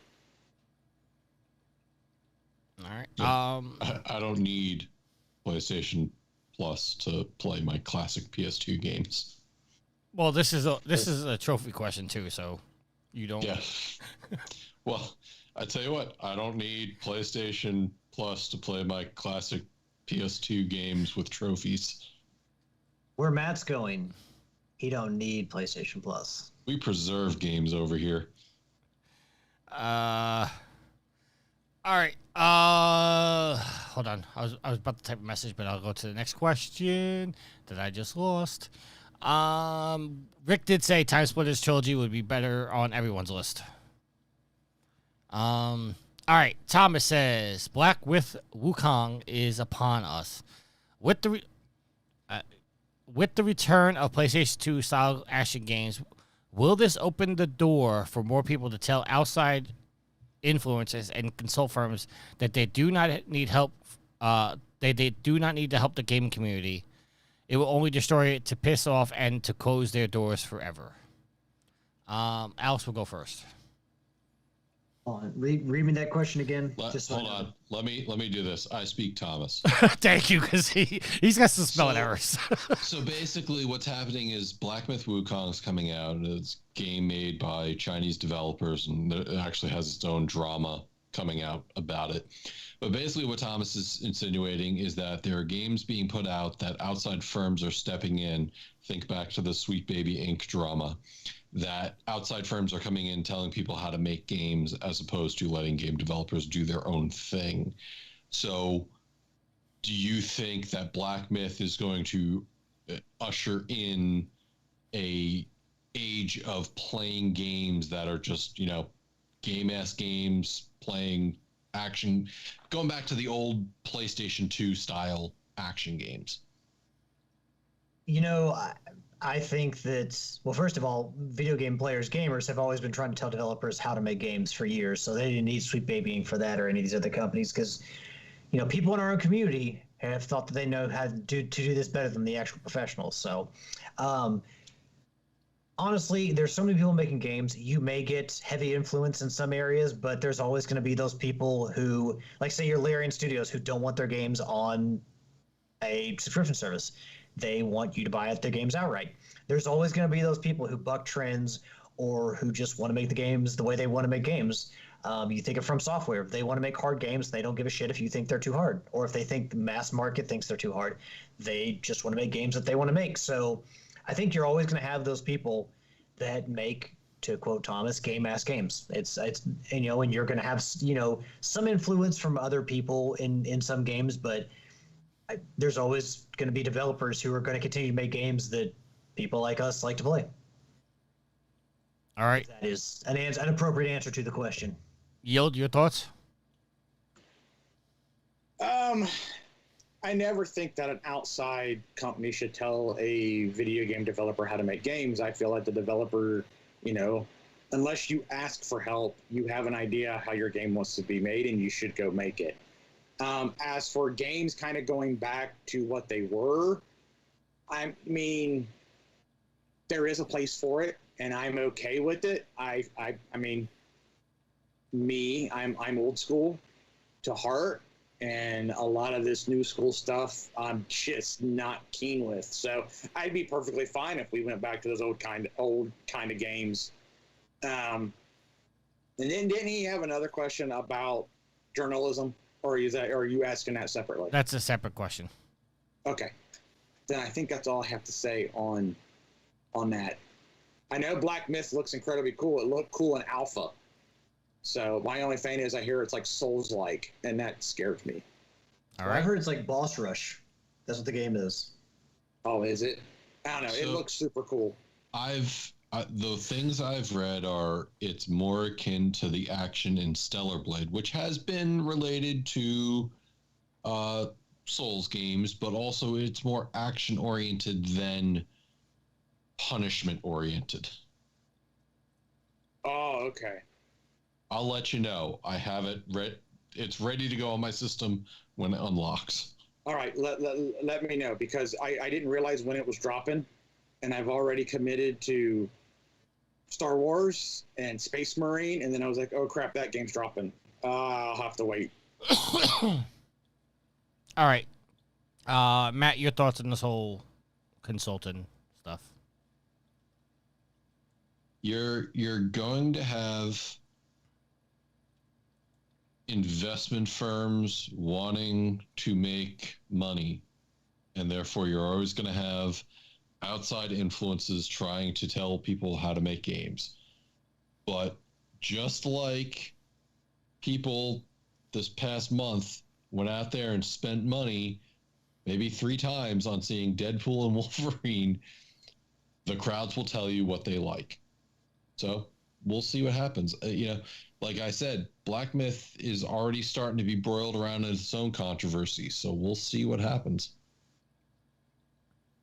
All right. I think these outside consultants they need to go, because I when it comes to a developer making a game, I've never been a fan of an outside agency telling a developer or a publisher, you can't put this in your game. You should include this, or instead of making this character that you envisioned and you developed your game around, we should change it to be this because it's going to be more appealing to an audience. I just feel like when it comes to an artist's creative vision, I don't think their vision should change just because it may or may not appeal to the mass audience. Matt, you're giving me a weird look. Remember this point. Oh, he has a game that was changed, and it's probably wildly popular. Well, I'm kind of done talking now, Matt. You want to fill me in? No, we'll circle back Okay. in about 10 minutes. Oh, this would be good. Oh, okay. I got you now. All right, I'm with you. All right. Thomas has another question. I may need my Thomas my Thomas interpreter in a minute. You want me to just handle? Yeah, please. All right. So, do you think YouTube and podcast influencers such as us can change the way journalists in gaming do their jobs, or at least their jobs will go away and will be replaced by those who care about gaming and presented in a good light rather than the message? So basically what he's asking is, do you think influencers, podcasters do more for gaming because we care about games as opposed to influencers and journalists who are trying to push an agenda? I'm going to say yes. I think we have more of an impact. And I'm not saying this egotistical. I'm saying I think podcasters and influencers, I think we have a bigger impact on the gaming community than, say, a site like IGN. Where IGN is there to bring us the news and they have a staff that do reviews, I think it's people like us who can talk about a game passionately and not be in an article, so to speak. Like, okay, if I was to review the First Descendant, like if I was to write up that review, I'm gonna write an article. That's gonna be what I'm saying.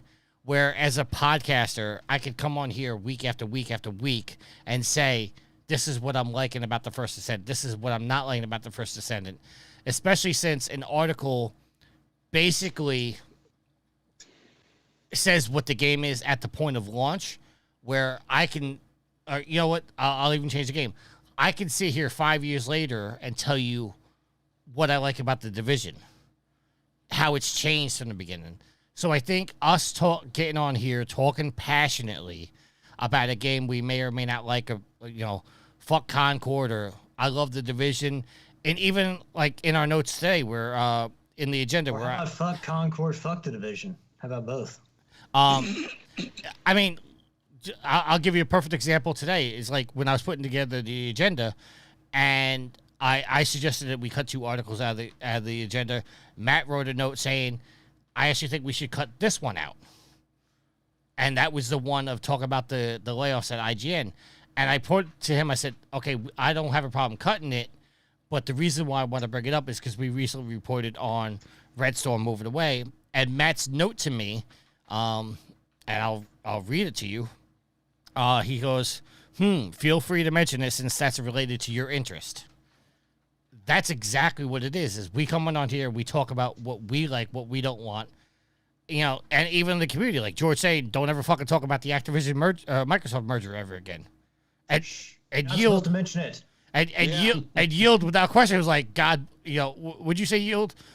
Well, thank God or something. I don't Yeah. know. I was tired of it 2 weeks into it.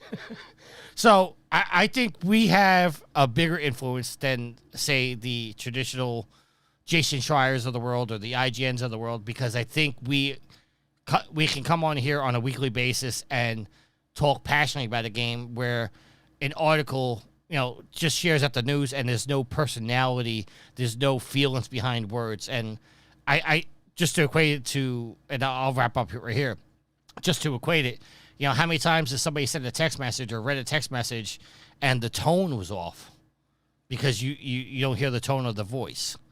Also, you can misinterpret tone just by how somebody writes. Right. That's what I'm saying. So like I said, I think we have a bigger influence.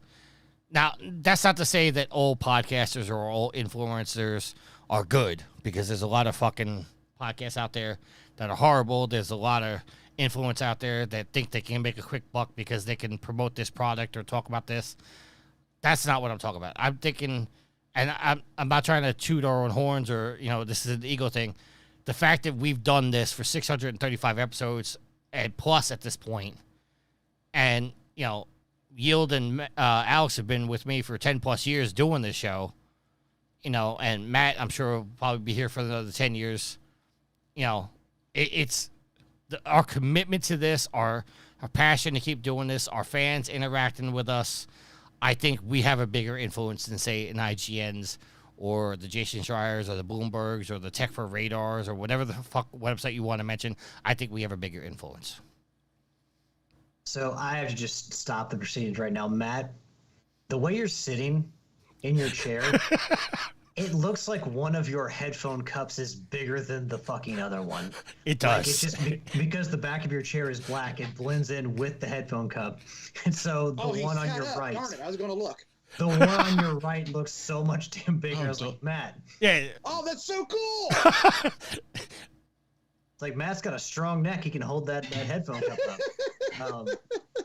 Sorry, it's been bugging me for a while, and I just had to say something. I think that I'll just take my turn now. I think the video game journalists, as far as like individual websites, have less power than they've ever had. I think the numbers used to mean a lot more than they do. What I think now matters is the Metacritic number, and not necessarily the individual scores. Of course, the individual scores do affect the Metacritic number, but people really go for that Metacritic number. They're not really going for, they're not like, oh, what did GameSpot say about this? They're going to see about what everyone as a whole is saying about the game. So I think the individual sites have lost a lot of power in that. Now, for movies, I think reviews still matter about movies, but I think they matter less so about games, because I think what has happened is people have a circle that they trust, a group of friends, a podcast, like-minded people in a community that they now trust as far as game reviews and their opinion on games, rather than go to the traditional websites and see what some writer says that they don't even know or never met. So I think people have their own bubble that they trust, and kind of a lot of times professional video game reviewers are left out of it because they, over the years they've lost some influence, or they have proved themselves untrustworthy, or they just aren't of the same, they don't have the same likes and similarities as, that one person, whereas that person can seek out a community that likes a series of games that they do, and they can find more, better confidence in the opinions of that community. So I think that overall, yes, individual reviewers, professional critiquers have lost a lot of influence over the years, and you do see more and more influence moving to stuff like Metacritic, and even like everyone's own circle of friends or podcast network, or influencers they watch on TikTok.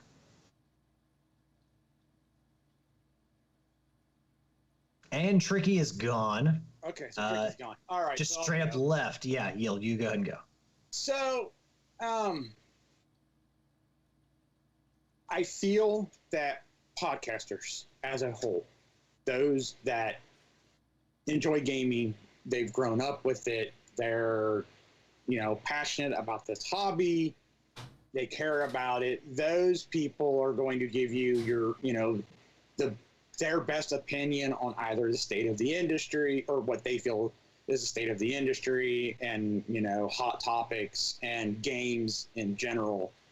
I feel the same for journalism, is that if you are passionate about, the industry or about a certain genre of games, then that will come out in your writing and you will give an honest opinion. I feel what's hurt the credibility of podcasts and journalism as a whole have been influencers. And in a sense, maybe the younger generation of gamers, whereas they've gone for the quick and shiny, so to speak, everybody's trying to do something funny that gets likes and stuff. And they're just, it's not about, hey, I really like this game because of this, even though they did this in this round, it's still a fun game, yada, yada. Instead, the game sucks. And they get, 2 million likes or something. And that's all people care about. And so it feels like there's a lot more trash out there than there is good. And you unfortunately have to sift through all that trash until you find, like Alex was saying, a group of friends, a network, a podcast, an author, something where you're like, those people are kind of like-minded, or those people are actually giving me an honest opinion. You may not agree with their opinion, but at least they're giving you a genuine, honest opinion. So as long as that fire keeps burning and people keep trying to do that, I think eventually the pendulum will swing back and we'll start to see more of that stuff, of good journalism, and a lot more better podcasts where people were giving honest opinions instead of just the quick like opinions. So yeah, that's very curious that they would use the term keep the fire burning, because I know a gentleman who keeps the fire burning. Matt, sir, you have yet to speak on this. Hold on. Before we go to Matt, just want to catch up on the chat a little bit. Saber says IGN hates their customers. In relation to what I was saying, he was saying you're not on the payroll of phonies. That's why people love you. Deck says you have an independent, unbiased opinion. And then Roboto says podcasters are scum. Says the podcaster. Yes. All right, so Matt, the floor is yours. Anytime you have money vested in your opinions and your reviews, you are no longer unbiased. And all journalism, not just gaming journalism, has a problem with this, because something you report on can get you blacklisted from something, as we will see shortly, that the reason podcasters are so free is because, and this kind of goes back to the kingdom of Patreon now, is that you're getting money from people, consumers, not investment firms, not other influencers, not groups that have a vested interest in you saying something good about their product. And that's why podcasts, at least the smaller ones, are much better to rely on your information from. They may not have the connections, they may not have all of the information out there, but at least they are offering truth in the quote unquote game journalism.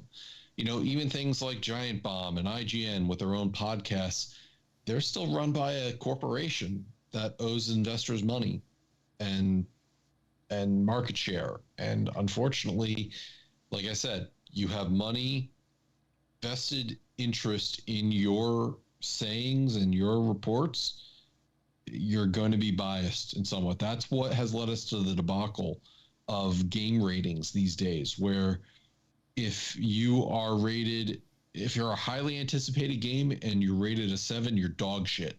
If you're an independent game and you're rated 7, wow, that's pretty good. And it just creates a lot of mistrust for everyday average consumers. So hopefully at some point money gets out of gaming journalism, but unfortunately, as we've seen, these sites can't continue running on hopes and dreams. So it's a damned if you do, damned if you don't situation. All right, I had to step away for a second, so I'm just going to ask the question just get a final point on this. Alex, I'll ask everybody the question, but I'll start with Alex. Alex, do you think we have a bigger influence or the sites do? I mean, it depends on your audience. I think really what influences a lot is like the aggregate scores, again, like Metacritic. I mean, for our audience, I think that, yes, we have a huge influence, but it all depends on the size of your audience. If there's more people going to IGN to read IGN, then obviously that's where a lot of the influence is going to be. But again, I don't think people are going to read wordy game reviews anymore. I think they're just looking for a quick score or maybe an opinion on a podcast, and that's really what they want. They want the quick and dirty. They don't want to sit down for 10 to 20 minutes and read a review. So, but again, it all comes down to the size of your audience, because you could be a podcaster with an audience of 1 and you don't have shit for influence. So that does still matter. Just because you're on a podcast doesn't mean you have influence. A podcast. Yield. Us. I didn't say it like that. I'm not from Boston. You did say podcast. Are you talking? Podcast. Are you talking like us? Or are you talking podcasters in general? I'm talking podcasters in general, but just for the sake of this, so let me rephrase the question to our audience. The people that we interact with. Yes. Do we have a bigger influence with them, or does a site like IGN have more influence? So honestly, I would say us right now, because we've done 635 episodes, so it's not like this is our 10th episode and we're still trying to get our feet wet. And so the people who've listened long enough, and the listeners listen to other podcasts, so I'm going to say a couple, but you really know probably within 5 episodes whether or not the people who are talking know what they're talking about, or whether they're just there to, generate money. So I would say podcasts right now, especially like Matt was saying, your independent ones are the ones that are going to give you your honest opinions. And because, like Matt said, what I was saying, there's no money attached. We're, like us, we're Microsoft, Sony, Nintendo, no one's giving us money. So we could just straight say, this sucks, and we're not going to be like, oh, well, we're not getting no more stuff from Sony. We said they suck. So, and that, as a consumer, that's what I want, is an kind of an unbiased opinion. Everybody knows we're all Sony people, except, Matt is our more general gamer, more PC, but and so I find it refreshing that when Sony does something bad, we're up here going, that sucks, and I don't agree with it. And so as a consumer, for me, that's what I want to hear, is that kind of stuff, not just, oh, it's great, we love Sony. All right, Matt. So I would say podcasts have the greatest influence. So we matter more to the people who listen to us as opposed to a general population. People listen to us because they either like hearing us beat the shit out of each other, or they like our opinions on games. Either way, it's a good listener. And I'd like to think each of us brings something to the table that the people who listen to us value. And in that respect, we're going to have much more influence over them than somebody like a Giant Bomb or an IGN. All right. Yeah, I agree. I've said my piece. I went on a long soapbox, so I'm not gonna go more. But yeah, I think we have a bigger influence over in our audience than these other sites, because I've said it many times on the show before.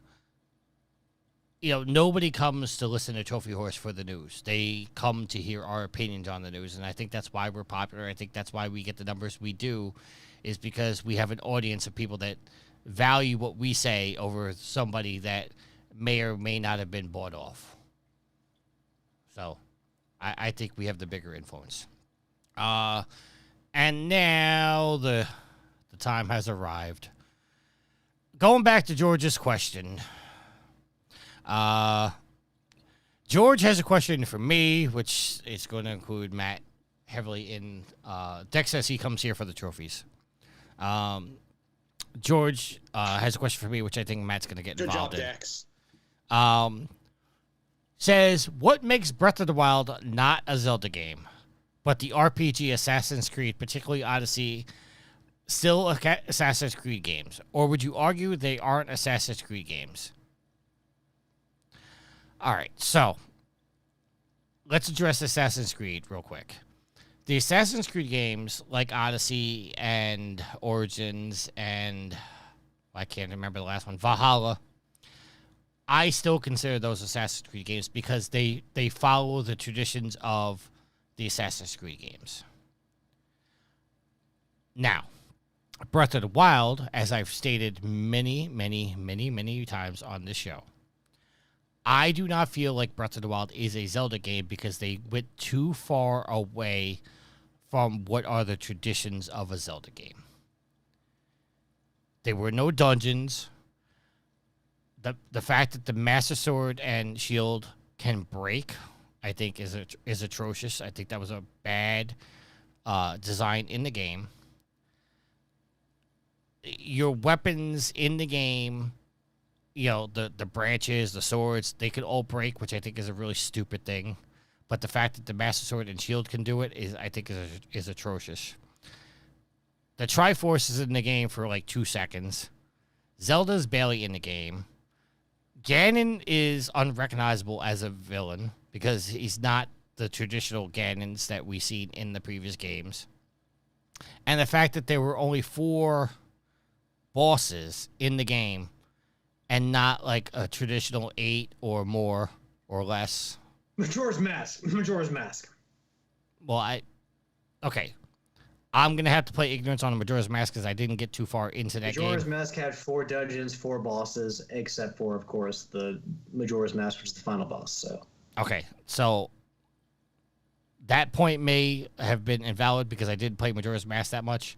But to me, Breath of the Wild strayed too far from what I know to be a Zelda game, what I feel like the Zelda traditions are. So to me, Breath of the Wild is not a Zelda game. I can't speak on Tears of the Kingdom because I didn't really play it. I did start it, but I just never went back to it. Just so you know, they did bring back more traditional dungeons in Tears of the Kingdom, including some of the old bosses from like even as far back as the NES Zelda, like good old King Gleeok. Or Gleeok, at least. Matt is chopping at the bit to go. So hold on, waiting patiently. Hold on, Matt. Do you want me to go, or you want me? You go. All right. So first of all, the Zelda series is far more spread out and had to evolve more than Assassin's Creed. Assassin's Creed really hasn't had to evolve all that much since it's come out because you have a lot more compact history than you do for Zelda. And first of all, for anyone's like, oh, open world Assassin's Creed, even the first Assassin's Creed was open. Like you still had to ride from town to town. You still had to ride from the big cities to each other. There was an openness to the city. So even the original Assassin's Creed, there was an openness sandbox element to it. It may have not been like Origins or Valhalla exactly, but there was an openness sandbox element to those first games. So let's not act like that wasn't already in there. So yeah, I consider all the Assassin's Creed games because I do feel like there's an openness element to all of them, and I don't feel like the gameplay really changes all that much. They refine it, yes, they add to it, but I think they are all similar enough to where you're not going to really ruffle a lot of feathers by changing stuff. With the Zelda series, and first of all, I consider Breath of the Wild a Zelda game. It is an evolution of the series that Nintendo thought was necessary to take, but then they took feedback and incorporated that into Tears of the Kingdom to where, like I said, you get more traditional dungeons, you get some of the old bosses coming back. So they do pay a lot of fan service in Tears of the Kingdom. But again, with the series, you had the series, and fans were saying it was getting kind of stale. And Skyward Sword took a lot of criticism for how it was. Still overall a good game, but definitely the worst. Enjoyed it. The worst of the 3D Zeldas, I think, is fair to say. Yes. The 3D Zeldas are all yes. pretty good. So, but there was a staleness to the series, and Nintendo thought they needed to change it up, and they wanted to bring it into the new generation. And with that comes open worldness, more openness, more choice, more freedom, rather than straying down a single linear path. So, again, I Tricky's points. Yes, there are breakable weapons, but the Master Sword and the shield are still in there. Even if they are breakable, you may not like that, but Nintendo's trying new things. They took criticism that Zelda was just always the same, and they tried to bring it into a new era, and very successfully. Some people may not like it. I don't want to play the Zelda game, the Breath of the Wild, because it's too open for me. But I respect the fact that it is a change and evolution of the series that Nintendo thought was necessary, and that people like it. So even if it's not for me, even if I want a more direct linear Zelda, even if I never get that, I can still respect that this is a choice they had to make to evolve the series. So, and to be fair, Assassin's Creed could probably do with some evolution by now. Because how long, if you're trying to talk about a series that's getting stale, Assassin's Creed is probably up there. So it was just a refresher for Zelda. Again, Breath of the Wild is a Zelda game. I don't care what Tricky says. I understand his points. I don't care. It's a Zelda game. You said something, but you were kind of muffled out by Alex. Which part? Whatever you said last, I don't remember what you said. I said long been stale to the Assassin's Creed. Got it. All right. They made the change to more of an RPG type, which was a change. But like Alex is saying, when you release a game every year, every other year, you're not really evolving. So I see what Alex is saying about the evolution of Zelda. The Assassin's Creeds have incrementally changed, whereas with Zelda, you go from Skyward Sword to Breath of the Wild is a massive change. Well, and that's why you go from Link of the Past to Ocarina of Time. But see Ocarina of Time to Wind Waker. I mean, just drastic changes. But see and they've all been good. That's kind of what fits into my argument. Is they made such a drastic change. I mean, can it not be argued that the reason Zelda has been so successful over the years is because of the way it's been? I mean, you could arguably say Assassin's Creed is as popular as it is because they haven't made too many drastic changes to the gameplay. Well, but Breath of the Wild was one of the hottest selling games in years. Well, so any Zelda game is going to sell massive. But like to Alex's point, the changes that they made, it may have alienated or felt like it alienated a lot of us who grew up with Zelda, but it opened it up to a new generations of players. Now, I haven't played either one yet. I want to form my own opinion. But what Alex says is they took Breath of the Wild and then added, or Tears of the Kingdom, and then they added feedback. It sounds like to me, just from that they realized that the change was too much, that I won't say hardcore, but us who followed Zelda for so long were kind of put off by that. So they were like, hey, listen, we hear what you're saying here. We're pulling you back because we don't want to forget about you. Well, and you definitely get a more traditional Ganondorf in Tears of the Kingdom. But I mean, we'll go to Matt here in a sec. But to Tricky, your point where you see just such a drastic change in Breath of the Wild, if you wanted to keep it as it was, you were just going to you would never go to 3D. You would just stick to the top-down side scrolling. The top-down Zelda games. Yeah. So Evolution is necessary over the course of time. Matt, sir, what are your thoughts on this? Because I know you're about to call bullshit on everything Tricky says. He's been waiting very patiently, so I'm waiting for him. Rapid fire Tricky. He's got that dog in him. Yeah, yes or no if these are Zelda games. Legend of Zelda. Yes. Adventure of Link. Debatable, but I'll say yes. A Link to the Past. Yes. Link's Awakening. Yes. Ocarina of Time. Yes. Majora's Mask. Didn't play it enough, but I'll say yes. Oracle Seasons and Oracle of Ages. Didn't play either one. Wind Waker. Don't remember enough of it, but I'll say yes. Yes, it will. I'll answer it for you. Yes. The Minish Cap. Never played it. Twilight Princess. Never played it. Phantom Hourglass. Never played it. Yes. Spirit Tracks. Didn't even know that was a one. Play it. What'd you say, Yield? I said I want to play it. It looks interesting. Skyward Sword. Never played it. Yes. Link Between Worlds. Never I played have it. to play that one. Okay, and I know your answers for Breath of the Wild and Tears of the Kingdom. So let's go over your points. Zelda was barely in the game. Adventure Link. Adventure Link, which you said was a Zelda game, you saw Zelda twice. Well, maybe more if you died. She was literally a corpse at the beginning of the game. The original Legend of Zelda didn't even have the Master Sword. Yes, Remember, it did. It was the magical sword. No, it was the magical sword. It was not the Master Sword. Are you sure? I thought it was actually called the Master Sword in that game. In the Legend of Zelda, the very first game? No, Yes. magical sword. Let's see. Minish Cap. Oh, go ahead. I'm sorry. Minish Cap really didn't have Ganon. Let's see. Link's Awakening. Link's Awakening, no Ganon whatsoever. And it was no Zelda whatsoever. You were right. Yield, Skyward Sword did not have Ganon. And you didn't get the Master Sword until like right at the very end of the game. Yeah, well, they decided to go with Akuma for the final boss of Skyward Sword. Which I like Skyward Sword for what it was because it was more of like an origin story of the whole Legend of Zelda. Which was wonderful. It was. Matt, if I may help you make a point here, A Link to the Past had Pig Ganon, as the final boss. There was no Ganondorf until Ocarina of Time, so you have a giant shift in what the final boss is in the series coming in on the N64. So, Tricky, I get your idea and your point about saying what tradition is.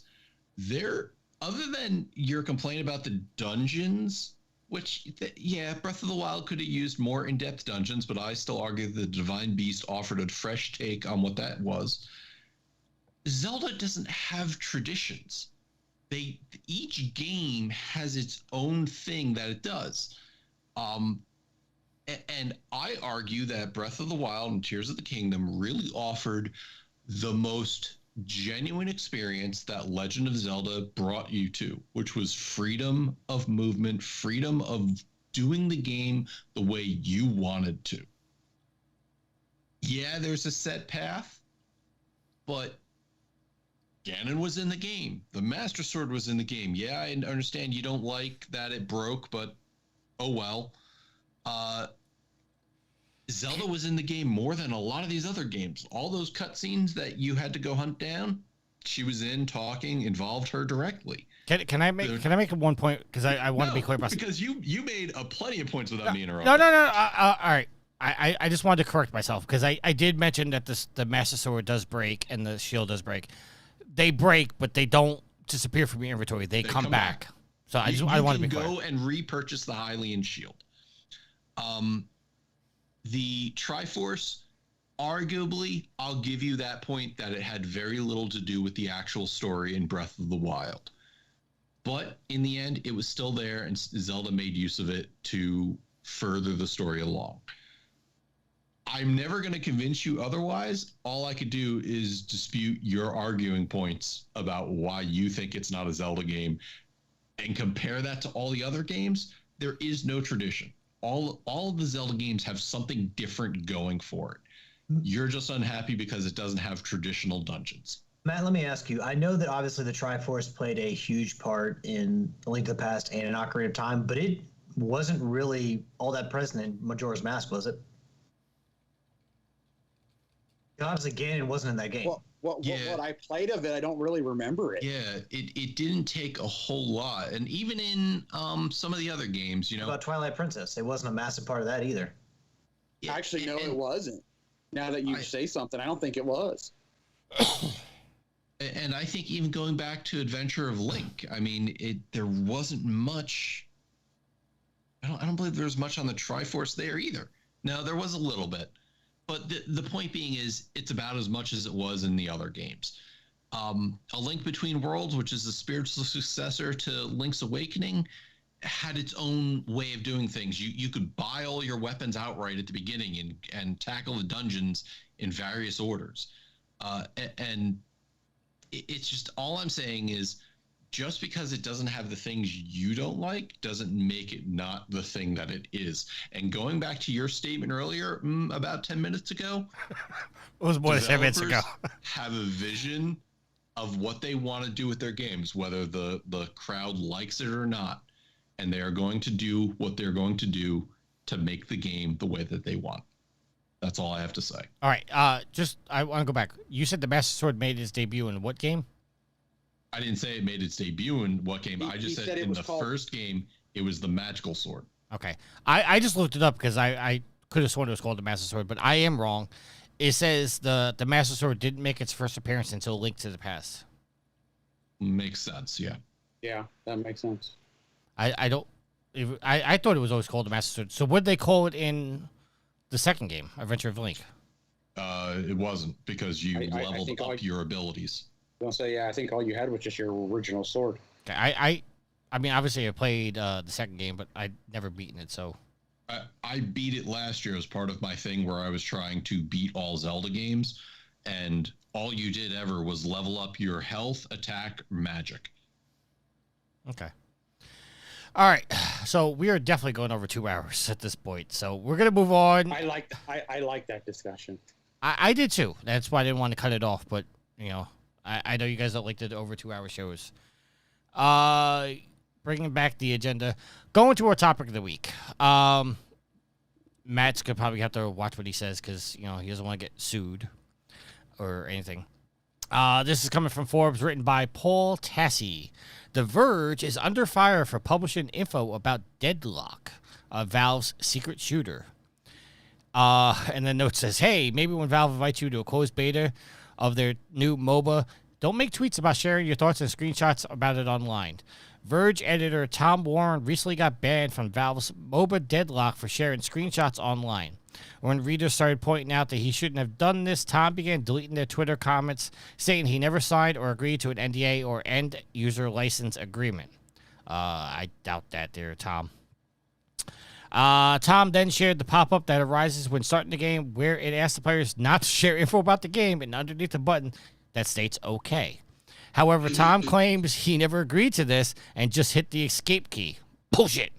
Which made the message go away. So he's of the mindset he was okay to share, as he never agreed to Valve's ask in the first place. Yield, I'll go to you first because you were starting laughing halfway through this. Oh my gosh. I will fully admit I never read the user agreements. And so therefore, when something's pointed out, if I scream foul and they're like, oh, it's in a user agreement, it's right there, I'll just be like, oh, well, yeah. You ain't got no leg to stand on, buddy. I mean, if it pops it up right before the game and you hit the escape key, if that's really true, and it went away, that does not mean you're okay. That's their legal covering of their ass saying you can't do this and we can do whatever we want to you. God, were people dumb or what? All right, Alex.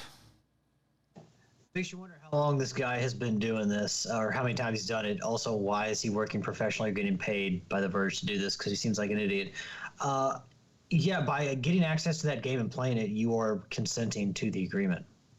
Because if you don't consent to the agreement, don't play it. Well, yeah, because a closed beta, you have to go to, I mean, correct me if I'm wrong, because I don't get in a lot of them, but a closed beta, you have to go to their site and be like, hey, yeah, I would like to do this.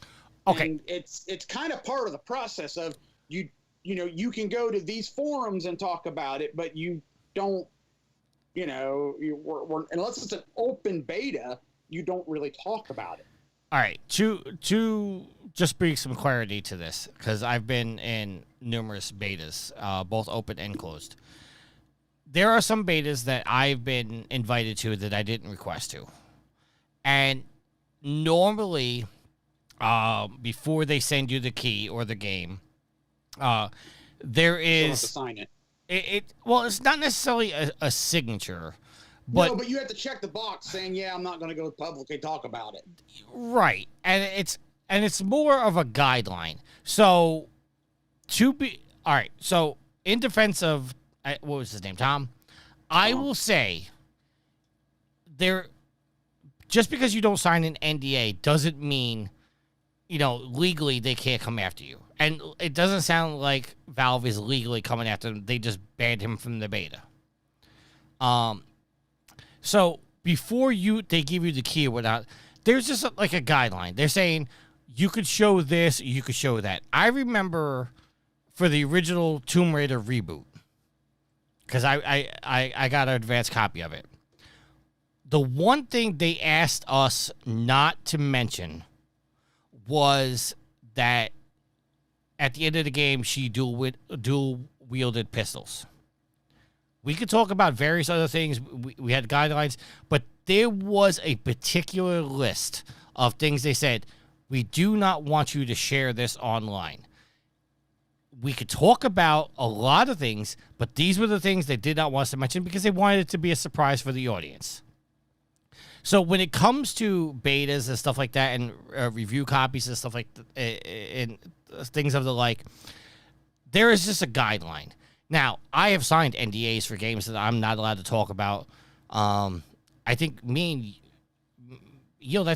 you, we had to sign an NDA when we saw World of Warships at PAX. I don't really remember if we did or not. But there are guidelines. The fact that this message pops up and whether he hits OK or he hits escape, it does not negate the fact that they're saying, do not talk about this online. Matt, the floor is yours, sir. So going back to Yield's comment, you know, difference between open beta and closed beta. Open beta, generally, you just have to like say, yeah, I want in. Closed beta, you actually have to be invited. In other words, somebody is looking at that going, all right, yeah, we want him to try it, want him or her to try it.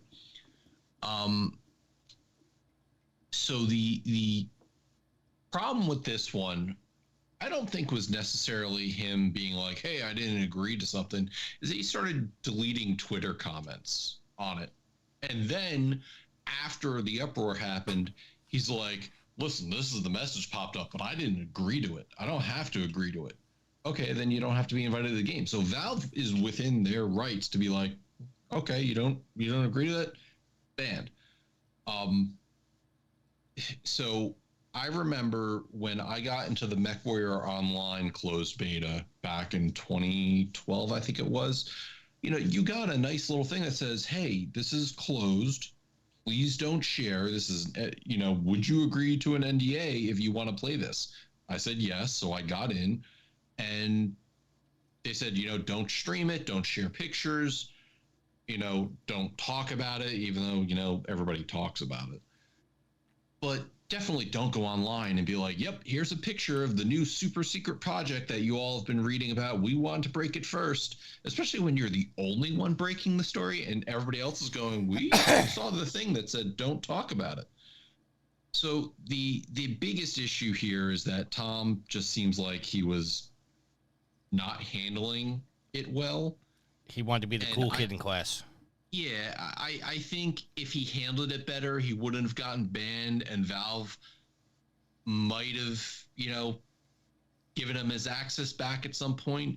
I think in the future, he's going to be blacklisted. It's going to turn around and go. And this goes back to that earlier conversation about games journalism and how Valve will turn around and go, oh, Tom from The Verge? Nope, he's not getting anything. Oh, anybody from The Verge? nope. You Yeah, I was guys gonna say can't this could handle any of that. affect the whole site itself, not just Tom. Yeah. So it's, and I've seen comments. There were people defending Tom, saying he's sticking it to the man, and other people defending Valve, a billion-dollar corporation. It's like, okay, we're seeing people fight, and we're on the outside looking in. Well, some of us are on the outside looking in. And it's a matter of, really, do you care about this guy or not? But in the end, just know, if a company turns around and says, hey, please don't share, they're not asking. They're telling.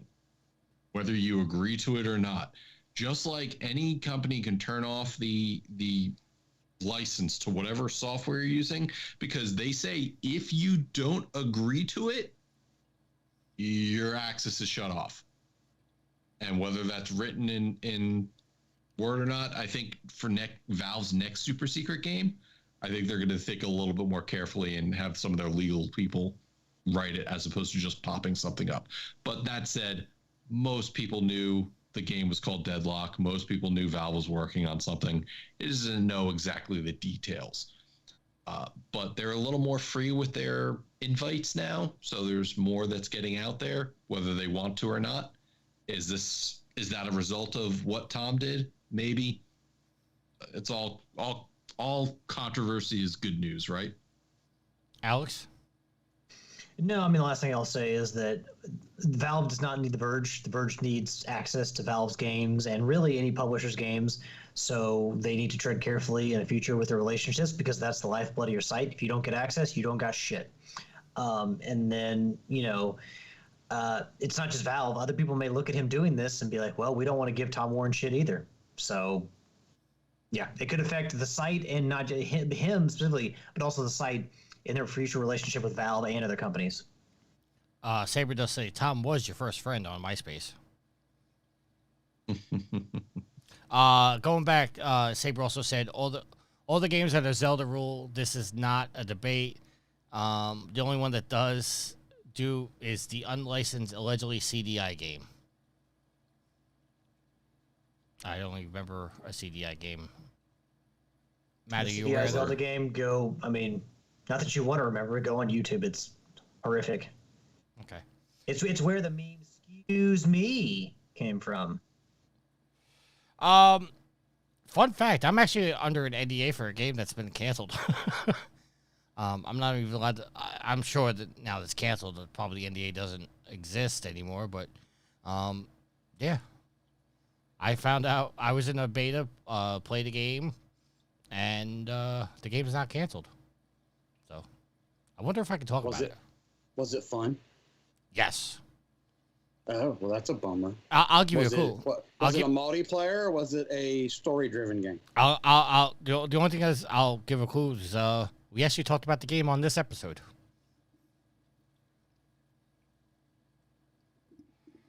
So we'll let the listeners figure that one out. Yeah, why don't you close this thing out, Tricky? Why? You don't want to go 2 hours and 10 minutes? Well, I mean, you're editing, so... We're going to go 2 hours and 10 minutes, Tricky, because we still got to do the... No, I got to take my trash out, and I got to get the recycling out, and it's 9:30, so... Oh, I thought maybe you were trying to run off to watch House of the Dragons. It's over. I think it's over. I was joking. Oh. Yield, we'll start with your shout-out, sir. Shout out to Prepare to Die or Scum, the Brain 76, Alex, and Homer Gets Duffed for some Helldivers. It was fun getting back into Helldivers, and I'll tell you what, that tentacle beast is way more intimidating than what it was in the first game. Shout out to all the pimps and the madams of the whoredom. Thank you for listening, hanging out with us, shooting us questions. You all are awesome.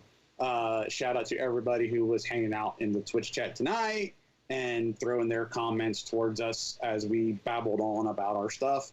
Shout out to Tricky, Matt, Alex, and for recording tonight. Shout out to V for everything she does behind the scenes.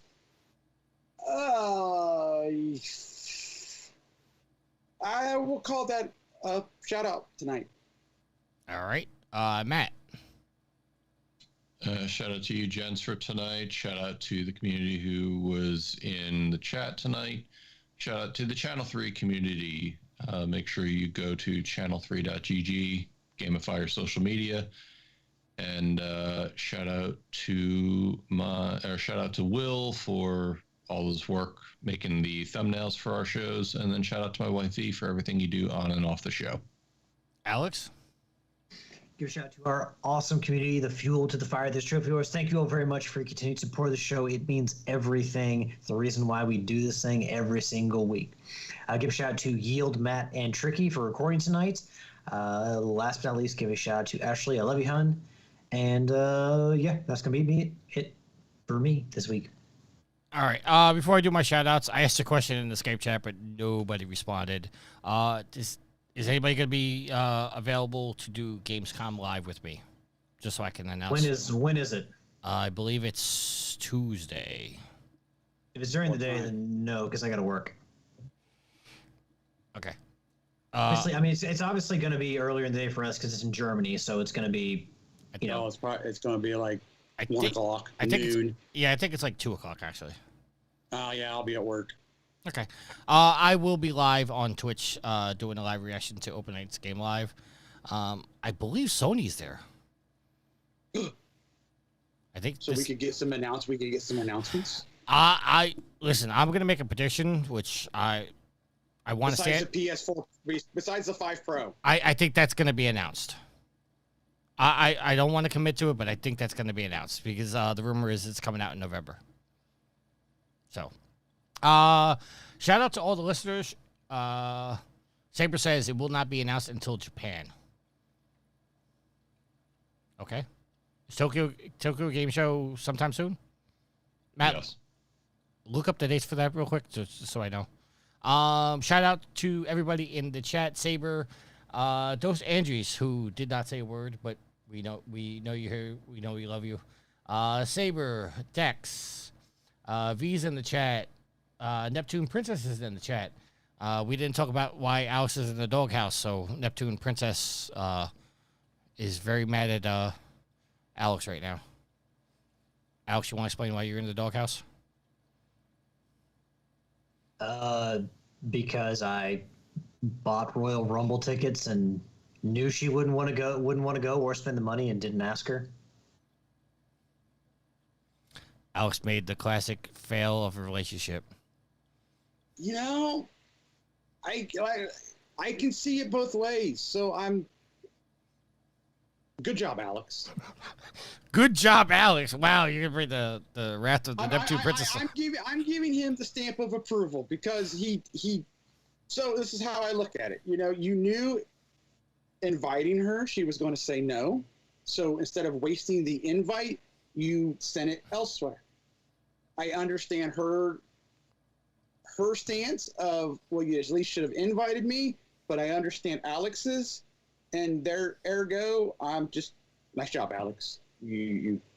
I don't say I won't say I'm proud of you, but I'm okay with what you did. He just cut to the chase, is what you're saying. And see, but I'm lucky. My wife don't like wrestling either, and if I were to do that, she'd be like, oh, okay, cool. Shout out to everybody who Neptune Princess is now in the chat saying, haha, not very mad, just give them shit. I'm not invited, frowny face. All right. Shout out to everybody. Shout out to the Sweet Mama D. Shout out to the Goddess. Shout out to Harley, who I think I finally housebroke. So Finally. So Maybe like a year later. A year and a half. Holy cow. Yeah. She's a slow learner. I mean, I'm somewhat at fault for that as well, but you know, we'll discuss that off stream. They're both slow learners. Yes. Thank you, everybody, and until next week, happy trophy hunting. See ya. Later.